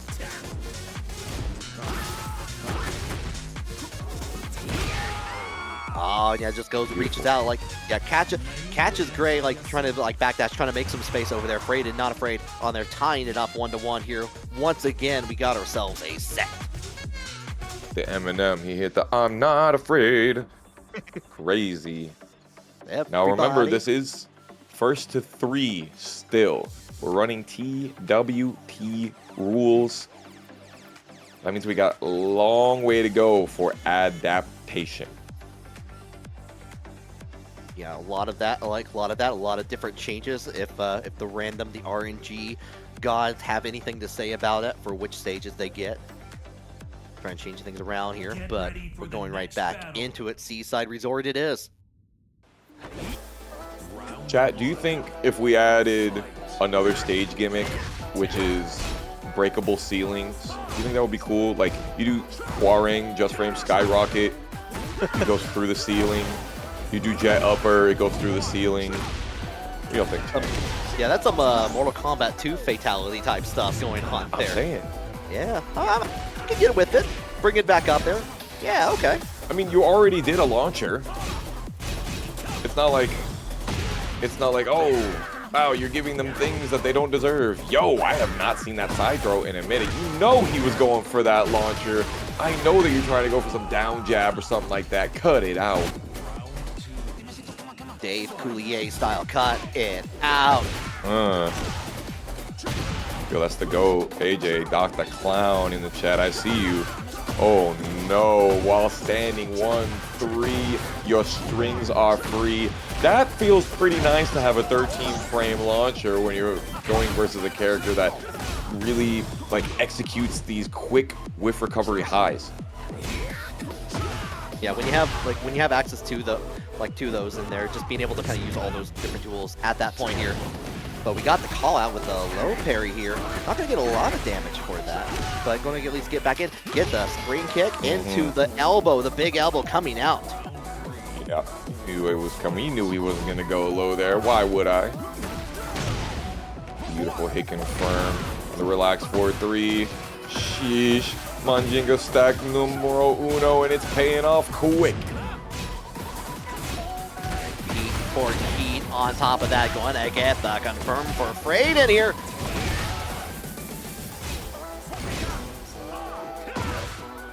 Beautiful walk. That's what I'm talking about. But can he keep it together? If he uses the heat dash, he gets to realign. I like it. Well, yeah, good punish on that. They get the follow up on there, and it's 2 up for Fradin. I mean, I'm not worried about any of that. You're back one string. You're just whiffing on me at this point. Trying to finish out the string there. Gray's having none of it. Kind of interesting. Gray is not even ducking after blocking the down back 4s. And Fradin's like, what if I do this launch punishable low? And Gray's like, I'm fine. Don't worry about it. And he keeps going to like layer 3, layer 4. And Gray is like, you're not showing me anything to be scared of right now. Yeah, I'm just going to continue playing my game here. Going to make sure that I get those like big launch punishables on there. But we got the turnaround on there, the punish in there. Fradin got the punish this time around. Trying to back away from the mid. Does get a clip on there. A lot of great help, a lot of rage on there. This time, trying to get away, gets a little scathed away. One more touch with the sidestep. Nice. Yeah, he wasn't ready for it to be able to get the lunging brush fire follow-up after the out forward 2, which honestly I had no idea was going to work, but it rocked anyway. Unfortunately, Fradin getting away with it, and now Fradin up 2-1 in the set. Y'all, I'm not saying that we need... this is not a gimmick. If I do a launcher and it goes through the ceiling, all you do is go to a different part of the stage, guys. Let's not call this thing insane. All right, I'm not saying that we're getting Tekken 4 ceiling bounces like we used to. Okay, let's be smart and bring it off here. Yeah, I do like the idea. Yeah, like someone in the chat said, like Ultimate Mortal Kombat 3, where you had like the stage transitions out there, like in the subway, going up into the main street. All right. I'm saying, you just give you cooler ways to get to different parts of the stage. Would look actually really cool on this war-torn stage for Absolute, sure. Ferrari getting put close to the wall here, Fradin popping off that heat. You know what, I am crazy and I like it. He's doing so good at sidestepping right in those left flamingo situations and just knowing when Fradin wants to go, or like the left flamingo down by 4 option, and he's getting so much good mileage off of the defense. Yeah. I want to also point out with Gray, like just the timing on a lot of the relax 3-3s into getting them in Mendinga, that like just getting like the point like when they at least expect it. The down back 1, down back, yeah, like the down back to finish that out there at the very end. Nice job, Gray. Well, standing 3+4, okay. He's lucky. Hello, can we talk about how that realigned right there? Excuse you. Realign on there, but not as much as that wall spot, which was that felt like it was not close at all to the explosion. But you know what? Gray's taking full advantage of it. It's close enough to blow up the propane. Wow, that's a lot of damage. Yeah, propane and propane accessories lead to a perfect, great combination for your house or your war-torn asylum.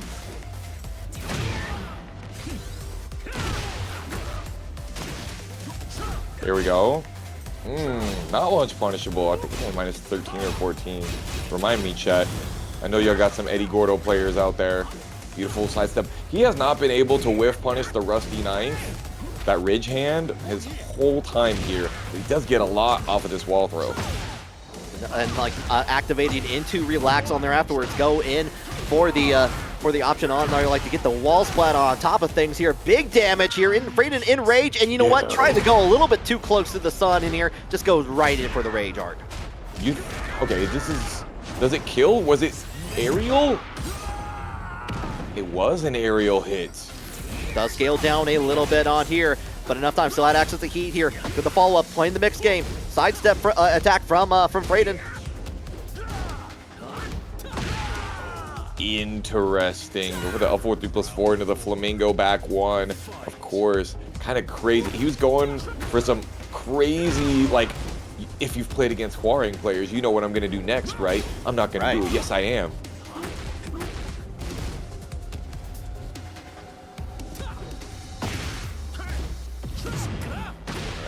Got him. Gonna be a great opportunity. Get all the way to the wall. Opportunity for the slat. Again, getting the flat, the flip out of there. Blocks on it. No punish though. Unfortunate. Damn shame. Teremoto, while you're grounded, stay on the floor. Thank you very much. I'll take extra. Wasn't feeling it that time, but got the rolling choke all the same. Going in, right back, one more time. Double combo. Sometimes feels good. You got to pick out. As my boy would say, set point versus survival point. Fradin versus Gray.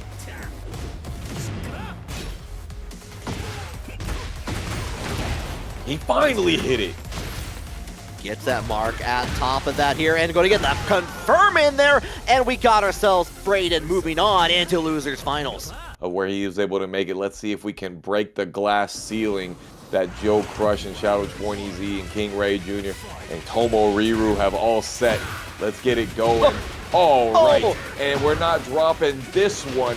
Just frame skyrocket. You know he came straight out the pocket with it. 100 damage to get it started. Oh man, this is already a strong start for Fradin here. Gonna keep it going into that heat dash here. No stopping this train, third, fourth gear, setting it up there. JoeCrush does get the block on there, trying to call out where Fradin's getting a little bit sloppy. He just had hella defense in that situation. And already it's looking like we got ourselves a game. Hello, Fradin blocking the down forward too and not doing anything about it. Maybe he thought he was too far away. I'm not sure, chat. No way, he has up 4-3+4. There's really no reason he shouldn't have got the block punish. Maybe he's just aura farming. Just really taking it all in on top of that. Taking it all in is crazy when you're fighting against the Terminator Blade. Yeah, like Blade definitely got on that that creatine. Yeah. Sheesh. Man is straight cyborgian. But Fradin is 100% super effective right now versus machines. Yeah, looking like the resistance that the humans need for sure on this. Going to go into the tornado. Actually, the sidewall doesn't get the connecting flight, unfortunately, here, but does get the advantage as we try to go in, get the knockdown a little bit further. Last third for JoeCrush. Yo has been dealing with a lot of gray health, but there's a good side to that. You can get a lot of it back if you get a combo of your own. Oh, and just just drives out forwards, like going like, I don't care about you getting like throwing out your fist like that. I'm just gonna go in here with the attack, and Fradin taking that 3-0 so far. Definitely the startup of a down forward too, but Fradin staying right correct with the spacing and the timing. There ain't no resets on this one, y'all. Either Fradin takes it or he don't versus Paragon's Prime Minister. The Mog champion in here has definitely. Drink. Yep, you got to drink. We've been pretty good about it so far. We've have been pretty good. Like I'm looking out for all your health out there, chat. I'm just really looking out. But you know what? You got to drink sometimes on that. Get to going. But here we go. Back into it. Fradin up one here. Back in the Warren-Torn building. Oh, what a spacing trap. Knew that you wanted to get clapped by this Oki. He got all of that recoverable life back. Just like that. Just like with a matter of time here. Get caught. Fradin ducking on here. Going to get that heat engage. But going to get that. I still think it's crazy that the armor allows you to recover health instead of take health. It is very crazy. It's amazing that it does that. Just as amazing as Fradin getting that like that float earlier on here, tying it up here. One little touch of duck jab says no. Does get continues up with the highs on there. Fradin getting another round on their plate. Going for the flappy kicks twice in a row, knowing that JoeCrush wasn't gonna duck and do anything about it. Disrespectful. Head, yep, gonna keep you on the ground, get that knockdown, get the guard. Guard crush, Oh, yeah. yes! Oh, yeah. That could have been very bad. That's what I'm talking about. He got those just frames. 2-frame window, they say. Getting under the low jab. Finish it off, brother. You can do it. God. I believe in you. What a world. combo. That's what I'm talking about. We are checking the entirety of the stage here. We're making sure the CAD files are all good. Let's go, Fradin. Long range punch parry, whips it, makes JoeCrush walk into the down forward to a little bit of his own medicine. Oh, now we are just straight up eviscerating. We are just aggressive. Bringing on the Blitzkrieg. Back, add down you go. One more touch is all you need. Tagger it. Blitzkrieg, bop. They're falling in a straight line. Oh my God. Straight into the cemetery, into the funeral plot. That was a no round brown from Fradin right there. It was, and like Fradin not afraid to make things happen right now. Just going into the deep, just like laying loose on that. Bro, loosey goosey. You know, your points are looking pretty good right now, Fox Sound. They are.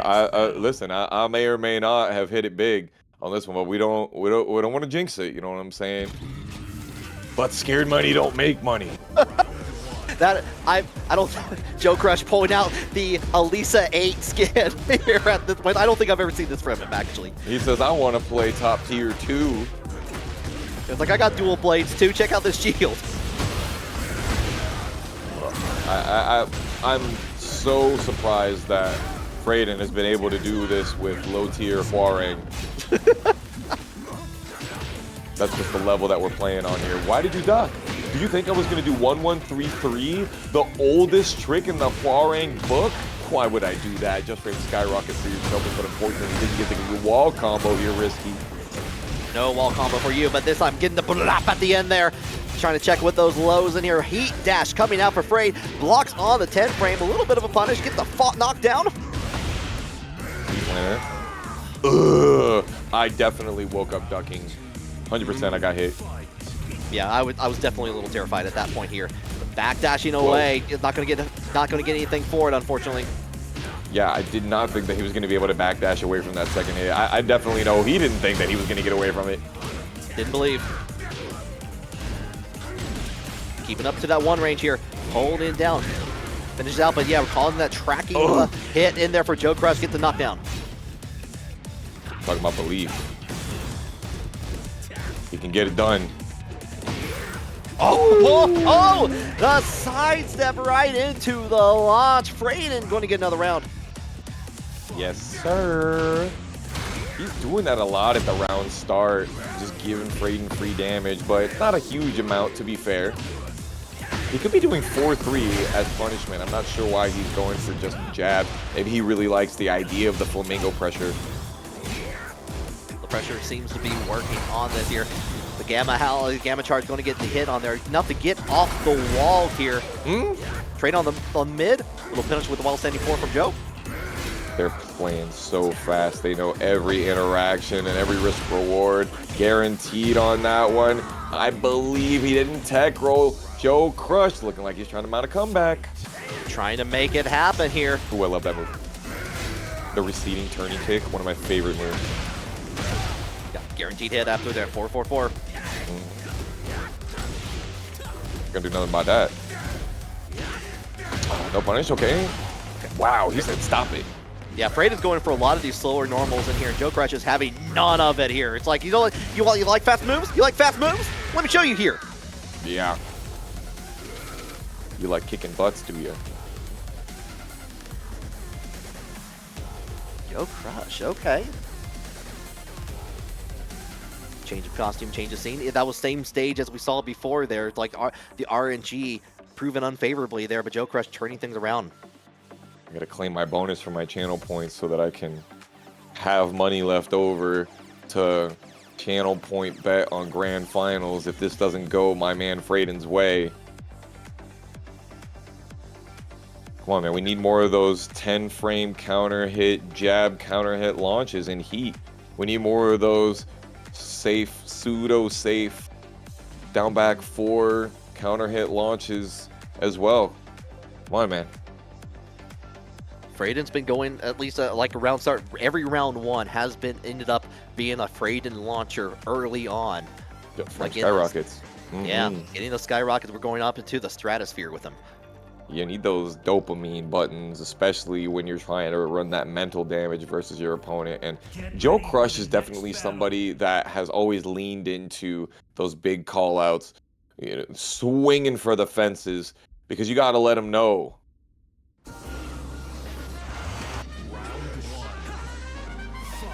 But here we are on the set. Immediate call-out with the low parry here.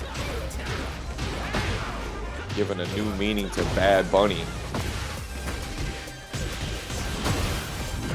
Yeah, good hit. Follow up here, all the way to the wall. Apparently you can't backdash 3 times and get away from the Plasma Blaster. Wow. We want to talk about backdashes. Jack is one of the best ones, man. In this case in here, but we got the tech roll onto the other side. Still going to get launched. Damn shame. Pressing. Slowly ticking away here. Fradin trying to turn things around. Does with the power crush. Like that running 4. Safe Oki. And since it's not Tekken 7, you don't die for getting hit by wake-up kicks. Can he kill here? Oh no, one hit almost. Too many, Risky. Almost on that. Had the wall splat and everything on that, but you know what? A couple simple lows. Get the knockdown, tie up the round count. Ooh, oh, actually caught a float. Like interesting. All right. Yeah, he got something. Oh no. Oh, JoeCrush got more than something right now. Something back. Yeah, yeah. Careful. Get under there. Has access to the gamma charge. Calls it out. 4-2. Ugh. No. He says, I know you're gonna do it again. I got something for that. 4-3 gives you that extra sidestep ability into the up forward 4 from the left flamingo. That's a lot of damage you can take, but you know it ain't gonna be the end of this round.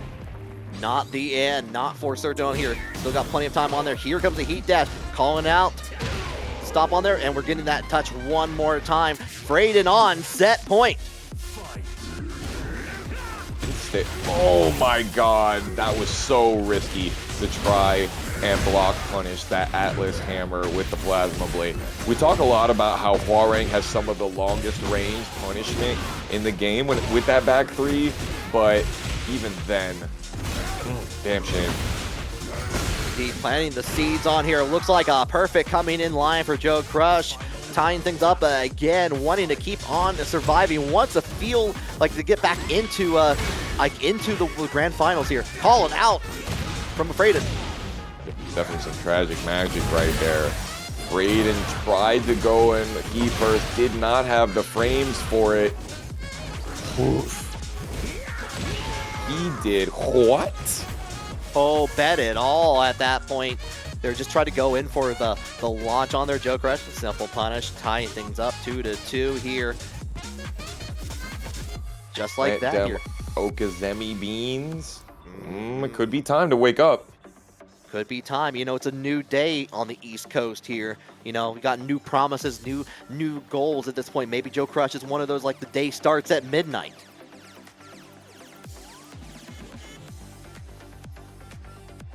Actually, I think it's Central Time on his way, so it's not a new day. Never mind, forget all of that. But potentially here soon. Yeah, it's definitely living after midnight. Rocking until for me right now. On, yeah. Yes, sir. Okay. Chat. I don't know which side you're on, but I got my arms straight up in the air for my channel points. I don't know about you. Giving my energy to the boy, Fradin. You know you love an underdog story. You know it. I see some of the people in the chat yelling out Fradin names. I see some Joe. I want to hear that clamor. I want to hear that chatter all the way through here. I see 1,500 with the combination of both Twitch and YouTube together on this for our loser finals here. I want to see some debate in the chat on who's going to take this. Get ready for the next battle. Fradin looking kind of cute today, so going with him, I respect it. I respect it. You're gooning at the exact correct time. Losers finals of Tekken Never Sleeps, number 81. Here we are on the Genmaji Temple, and Fradin getting whopped by the sidestep right. By the way, that's the side that you're supposed to step to get out of down forward 2. But if you delay the button a little bit, you get hit just as we saw. Okay, that's a lot of health gain back on there for Fradin here. Opportunity has the rage damage on top of things here. Just need a couple of interactions to make things go sideways for JoeCrush. Good break. Uh-oh. Yeah, and the thing is, if you have this octagonal stage, so it's going to be really difficult to get a good combo. What's anyone 3? Beautiful. What's anyone 4? Excuse me. Let's go. Fradin up in the set yet again. It's not over, Fradin lovers. Catch you with a low early on here. Get the guaranteed hit. Yeah, I was on. Uh-oh. Well, nothing for it. I love that whiff. Too far away to get anything good off of it, though. Actually was able to crush with a heat smash on there.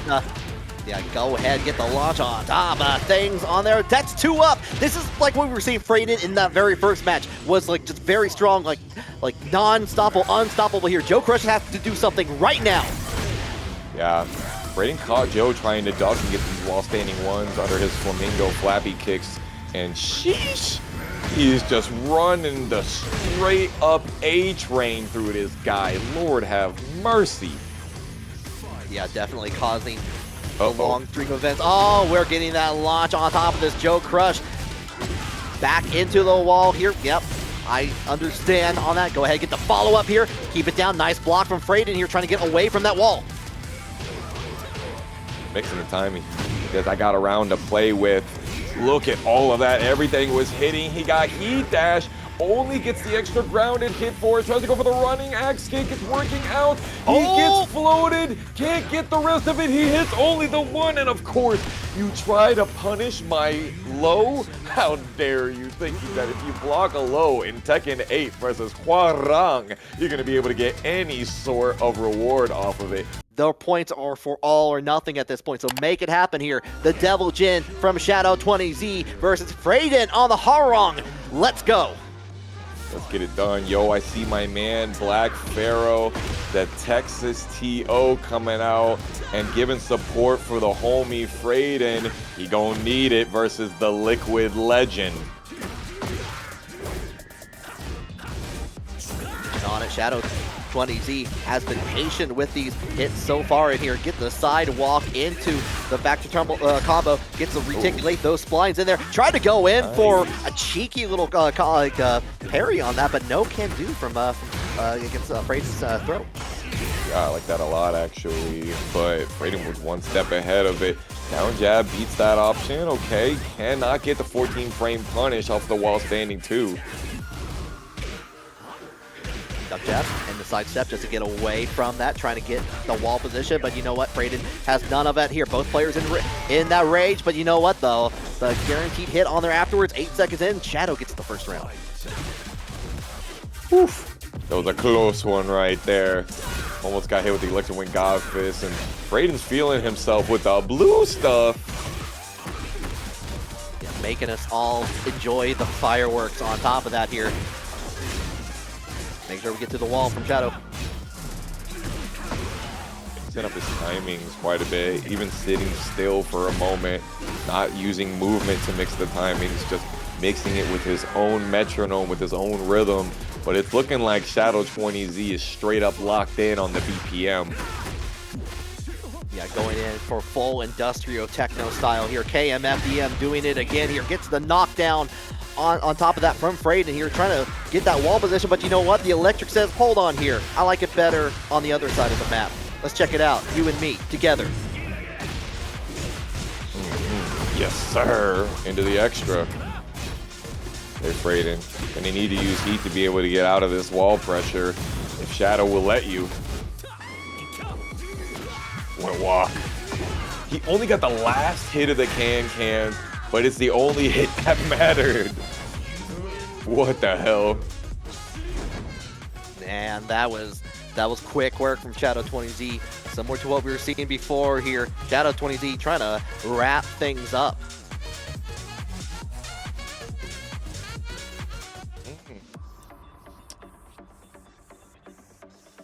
Yeah, he's definitely trying to take him to the Shadow Realm, trying to put him in a coffin. And, you know, guys, for me, I think Devil Jin has the second best rage art in the game, behind Yoshimitsu, of course, because Yoshimitsu's rage art is super cool. And it's only because he's got, it reminds me of Hellraiser. The Jesus wept. You know what I'm saying? I need that. Yeah, give Devil Jin one of those cubes in there. Like if they had like a Pinhead outfit for one of the Tekken outfits, 100%. Put that on Devil Jin. That'd be so sick. Absolutely. Yeah, he's got a whole bunch of them with horns on them. Why not add about 60 or 70 more of them? Sheesh, that's a lot of damage. A lot of damage on there. Go ahead, try to go in for the follow-up on their Power Crush from Shadow 20Z, trying to get back into the wall here. Duck jab, get out of the situation. Doesn't want to have any part to do with it. Okay, flip over. Interesting options he's using for the wall here. Shadow 20Z just sidestepping right and blocking, getting the perfect extra realignment for the wall. Shadow still keeping him up against that glass. Keep you afraid too here. Does get the side switch on top of that here. I'm loving the delay. You see the timing delays that Fradin is going for? He's not afraid at all of what Shadow's gonna do in the middle of when he presses B. No, just happy to make that delay at the last moment here. Does get the confirm into the tornado all the way to the wall. If you press in there, I'm +5, baby. Get out jail free card here. But you know what? We're already back into the wall here. First double.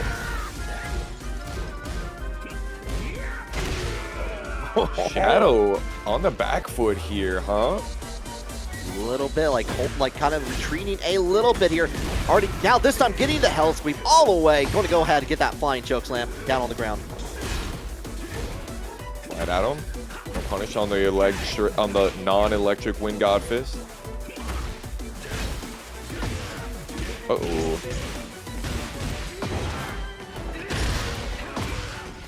Extra. Keeping with the mid. Here comes the heat, though. Oh, and you're going to get that wall. It's breaking down. Check out that view. The last time it cracked was because he did the exact same move. So it's only right that he finished it off like that. Yeah, you got to finish what you started.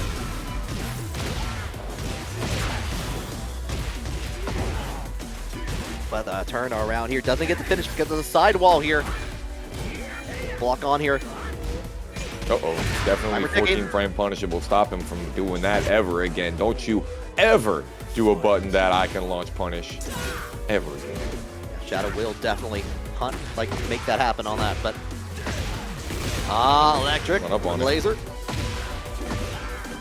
Just when we thought Fradin was mounting a comeback, Shadow's looking like he's got some pressure coming. Oh, I love that sidewalk. And then, Whoa. Maybe didn't believe here, like realized they were probably trying to drop the combo, didn't proceed further on that. Yeah, Matt off axis to be able to get the 3-ring circus.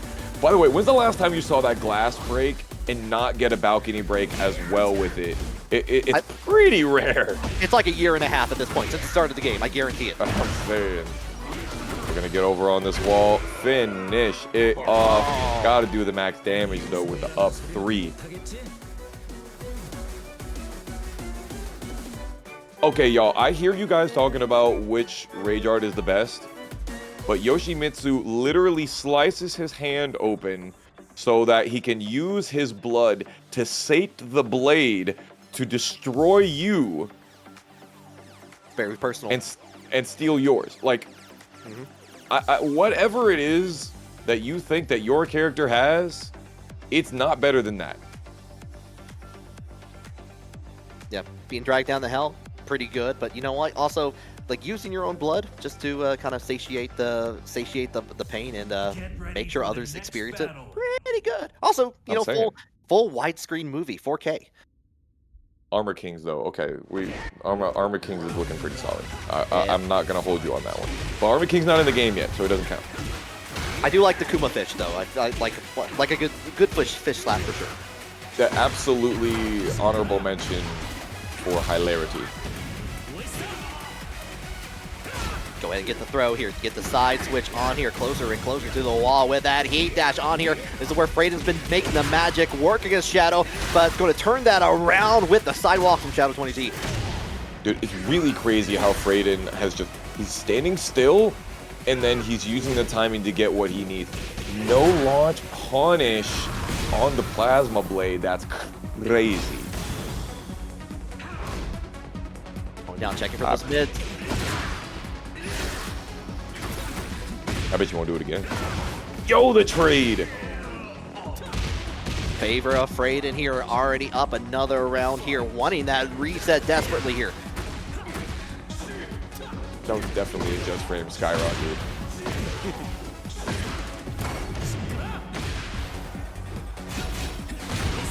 Hey, Kaiyo walking off to the side. He's been doing a lot of work with that flamingo stance low when he's in heat.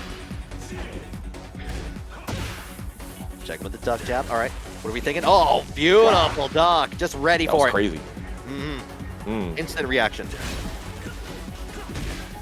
That was crazy. He went for the laser right there just in case Fradin wanted to go for the up forward 3+4 or something like that. Oh, you wanted that launch. Catch each other. Beautiful duck. Both of them getting these ducks but no launches. Oh, the defense is so good here by the punish on the L sweep. Going to get that last round here. Fradin is already up 2 here. Looking pretty good to take the lead in this first part of Grand Finals. Yeah, uncharacteristic for Shadow to go low so early. Well, there were 15 whole seconds left in the round, and it was Shadow time, baby. Oh, actually, still got interrupted. That was wild. That was crazy. Hello?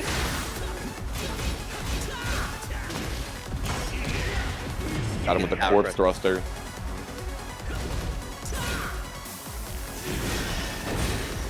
Hit range.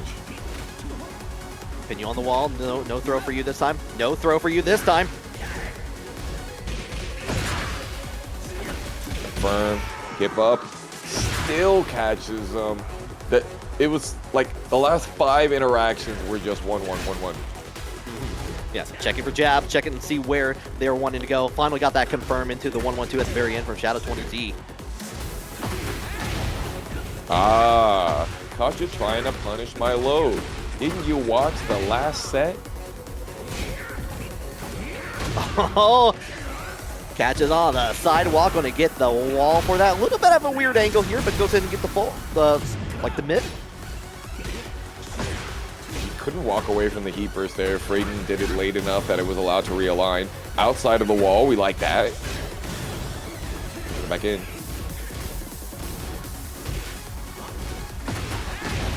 Ooh, you forgot about that one too. This could be it, Risky. No, not quite, but that time it is. Get the follow-up on there. Caught on that, but Fradin up 2-1 so far in the first part of Grand Finals.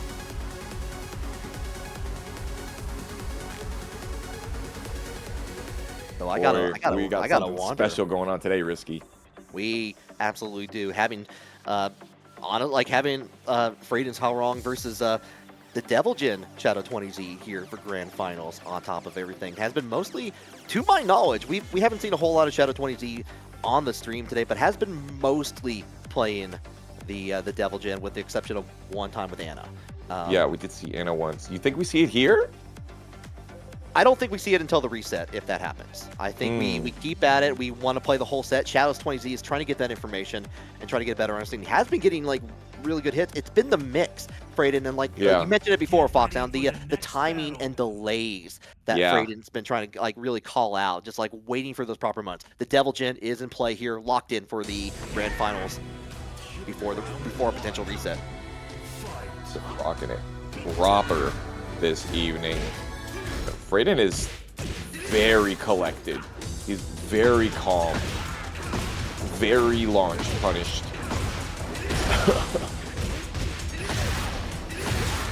I'll try to catch it on the kip up from Fradin. Fradin's been going for that option quite a bit here. I want to go with the heat engager, and you know what? Sheesh. Just one punch is all you need here. Shadow 20Z answering in kind. The one punch plan. And now finally going for the low. There was a lot of Demon Paw round one. Quick check with the grab. No can do here.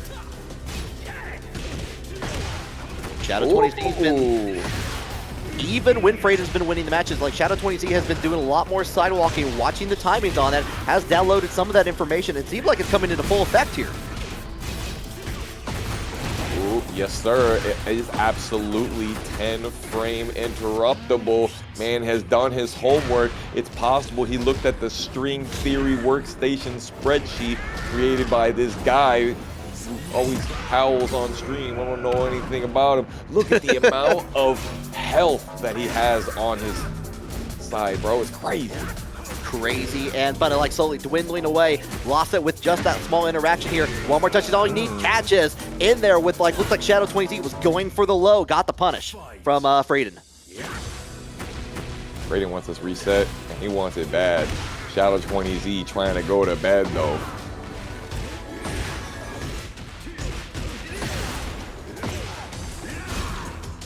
Understand that the bed can be comfy sometimes here. Want to get that finish as soon as possible. What? You're going to break that wall there, though. Hello. I didn't even realize it was at that point. Yeah, the ballerina spins allow you to be able to get it sometimes from further away than it seems like you would. Huge amount of extra damage he was able to get on plenty of these wall combos. Shadow has been locked in on his optimization and his Okies. Catches out on that, goes in for the down 2 option here, but here with the sidewalk into the corner. Doesn't get a whole lot from it just because of the back turn, but you know what? Try, if at first you don't succeed, try it again. Make it happen. Get full heat. It's working for him too. Gonna maybe go through wall. No, he wants to keep it so he can get that full spike on the end of it. Run the heat dash, of course. I know you want to use heat burst. Fradin waits long enough. Gets the punish on the dive kick. How dare you, sir? On health, that looked pretty good here. You got that extra rage on there. Breaking the wall. Actually catches on the sidewalk. Shadow 20Z's been going for the sidestep sidewalk options quite a bit here. Getting the lead here. Was very close, but the float in there from Shadow 20Z. Great job. You want this combo to take some time. And he does use the rage art. 7 seconds remaining. You don't think this kills Risky? I don't. You know what? If I'm a liar, so will I being a liar. No, it does not kill, though. Seconds. It's Shadow time. It's difficult. Crazy. Just rocking with the left flamingo up forward. Did it kill? It didn't even kill. He was just precise with it. The 1%. The aura farming from Fradin here.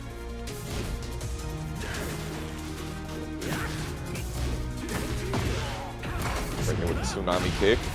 Shadow 20Z's trying to stop the bleeding. Ooh, that's scary. Trying to block punish that move when he's shown so many times that could get you killed. Yeah, it's like, have you not listened to my previous warnings at this point here? One and down. Throw out the lasers. How many times do we need to teach you this lesson, old man? Gets him knocked down. Rolls out of the way. Wow. That catch is so far off axis. Risky, do you feel like there's a lot of moves in this game where you sidestep, you get hit by it, and you're like, what happened there? I feel like that was one of those moments. Yeah, no, that was definitely, if I was playing on the controller, I would feel like, sidestep that. I got away from that clean, didn't I? And then I'd look back at the replay and be like, oh, like something was off axis to a degree. That's why I play Lili now. I like that sidewalk. Relatable. Totally relatable. Orloro in the chat's got my back. You know that. Come on, y'all.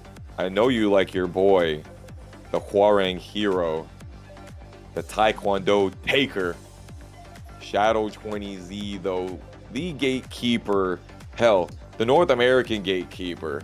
If you want to make it into a top 1, you got to get through North America's only son. And all this time, we're at 2-2. This is not even reset at this point. If we do get a reset here, Fradin has been just in the hot seat since losers semifinals. Had to fight got 3-1 against Gray, won 3-2 against JoeCrush, and now having to deal with against Shadow 20Z, potentially getting that reset. That's a lot of work and a lot of stamina being used at a late time at night. Get ready for the next battle. Ooh, Arena Underground. What do you think about this stage? You know what? I think DOA Danger Room. That's what I think of this stage. Absolutely, it's absolutely dangerous. Bien peligroso. Este aquí, Shadow 20Z already dealing with having less than 40% life, and none of it's recoverable, by the way. Yeah, kind of the rare case where like not a lot of great health on the side. Feels like Fradin's been like one or the other has been dealing with like a lot of great health at this point. Are we crushing that wall? We're gonna keep it. We're gonna save that wall for marriage. Man, having heat and then saying, you know what, I'm gonna go for this launch punishable low instead of the heat smash. That's risky. It is risky, just like I am. Landon, I don't know why I needed to know that you were watching this in your bed, but thank you. Say hi to Miss Piggy for me. 8 seconds on the clock here. Hold it down. Get that low, the follow-up. The hick confirm. Following it up there.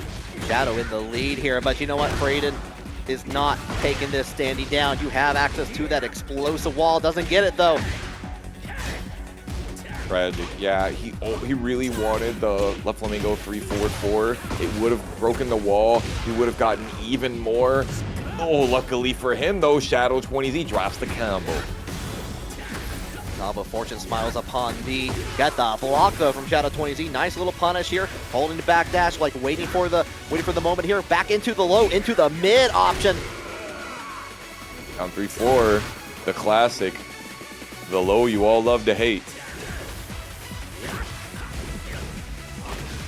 Fradin's cooking right now, man.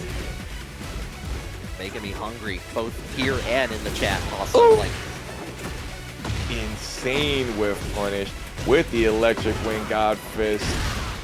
Stomp on him.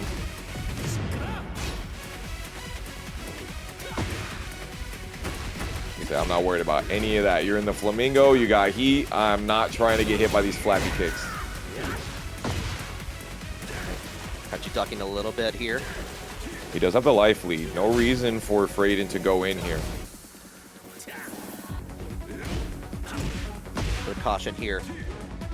16 seconds left. We're taking the distance here. We're getting the most amount of Tekken that we possibly can. Get that counter hit. 10 seconds on here. Not going to get an explosive wall here, but is going to take the lead after the tornado here. Taking all that time away. Goes ahead and uses the heat smash. On top of that, does actually finish the job though. Set point for Shadow 20Z. Tournament point. Insane how he was able to make that combo last all that he needed and then kept the pressure on to where Fradin had to press a button. Beautiful sidestep. Couldn't get the flash punch, luckily for Fradin. I'll try to Gonna get that. I had to follow up. Last little bit of heat on there for Fradin. He got 76 damage for that, by the way. 76, no big deal. Without a wall combo. Yeah, seems normal. Yeah, for sure. Off of a low that, off of him stopping him from punishing the low. That's the crazy part. Yeah. Insane.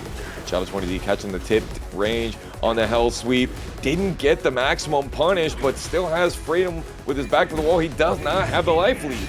I like the awareness from Fradin to go ahead and go in for the low punish on here, but now the wall was exploding. This is going to be Shadow 20Z going to pause it, get that extra damage with 2 seconds on the clock here. Fradin is going to have one last opportunity here. It's going to be in rage territory. We're going to have to see what they do as everything resets to neutral. So incredibly risky. He just ripped the Devil Psycho Crusher. Knew exactly the right spacing. This man was mashing the heat smash button, and yet again, we got ourselves Shadow 20Z on top of the TNS throne. Good games from everybody. Holy hell.